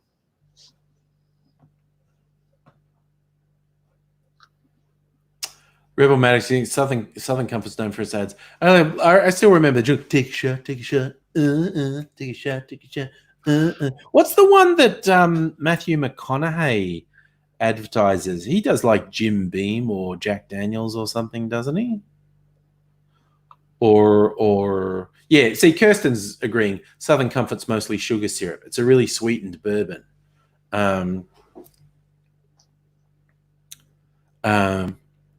But yeah, I think just add a citrus and you've got an old fashioned, right? Yeah, basically. But I got that. I got that from again helping Australian Distillers. I got a Starwood pre-mixed old fashioned. Jesus, that was really hard for me to get out. Why was that so difficult to get out? So yeah, that's basically just a sweetened whiskey with, in their case, wattle seed bitters. Bitters. I forgot the bitters. Yeah, no, you've got to put a bit of bitters and really bit of orange peel to add to it. It's the orange that I peeled for. Got to do 2 eyes out of that next time you need it. Yeah. But, the orange oil from a bit of orange peel really makes an old-fashioned. I hardly ever garnish cocktails because I can't be asked, but an old-fashioned just hits next level with a bit of orange peel on it and just the orange oils on it. So I'm a big fan of. All right, so I keep saying I've run over, and it's now fucking 11 o'clock. Jesus, an hour. Oh, wow. Time flies. This is the thing. You people are all too much fun to hang out with. That's the whole thing. But I am going to go to bed. We'll be back tomorrow either for a regular live stream, or if I can work out how the fuck Netflix party works, we might do a Netflix party tomorrow night. Message me if you need help. That sounds like fun. So I might be hitting up Megaleech during the day. Yeah, actually, Megaleech, if you don't hear from me, message me on Facebook or something and say, did you remember that you were going to look at this? Yeah. I'll be like, let's get this party started. Netflix party. Because I might have forgotten that I said I'd do this. Well, you have had a few. So. Yeah. Oh. So the alcohol haze. We'll have to set it up. I was going to do something today. Yeah, there was something. Oh, Kirsten, I really did like the old fashioned. It's a really nice drop, like putting it in just like a rocks glass with a big chunk of ice, wipe a bit of orange peel over it. Very relaxing. I think particularly, like I'm not going to get through that in a hurry, but I think when we get into the colder nights, just being able to have like probably, like a double serve of the old fashioned with a great big chunk of ice in there and some orange oil squeezed into it. I definitely give a thumbs up to the Starwood old fashioned. It is a very nice drop. Again, you have to be a bit of a whiskey drinker to like it. Mrs. Angry is not fond of me. She's going to enjoy it when I get these gins and I do some gin comparisons. She will be taking 1 or 2 of them with her when I make those. So it's good. All right, 11 o'clock. Fuck it. Going to bed. Thank you, Megaleech. Thank you, everyone in the chat. Thanks everyone. I'm sending out my spiritual love to the people who went in and out of the stream over the last 3 hours. Yes, and we'll be back tomorrow either just for a normal stream or maybe for a thing. Yes, Kirsten, I definitely, having learned my lessons, I'm definitely going to get some of the special Australian stuff and do a bit more of the Starwood. These gins will be coming in the mail hopefully in the next week or so. Maybe by next weekend I'll be able to do it, actually. Who knows? I don't know how long they take to make. They're only from Melbourne. It should get to me relatively quickly, but I don't know. Hey, Diana, thank you. Locust Trooper, I am up late, but I'm going to bed now. That's interesting, Kirsten. Get Mrs. Angry to try the Starwood Nova with tonic. It's whiskey for gin drinkers. Mrs. Angry is fond of a gin and tonic. Got some of the Fever Tree tonic water here. Because, again, that's a more expensive but much nicer tonic water. All right, going to bed. I keep saying I'm going to bed, and I keep being here. There's something fucking going on here. Yes, Kirsten, Australia Post sucks. Courier will bring it. Who knows? Good night, one and all. You are fabulous people. In the words of the immortal Jeff Fennick, I love yous all. And I'll see you again soon, hopefully. Bye for now.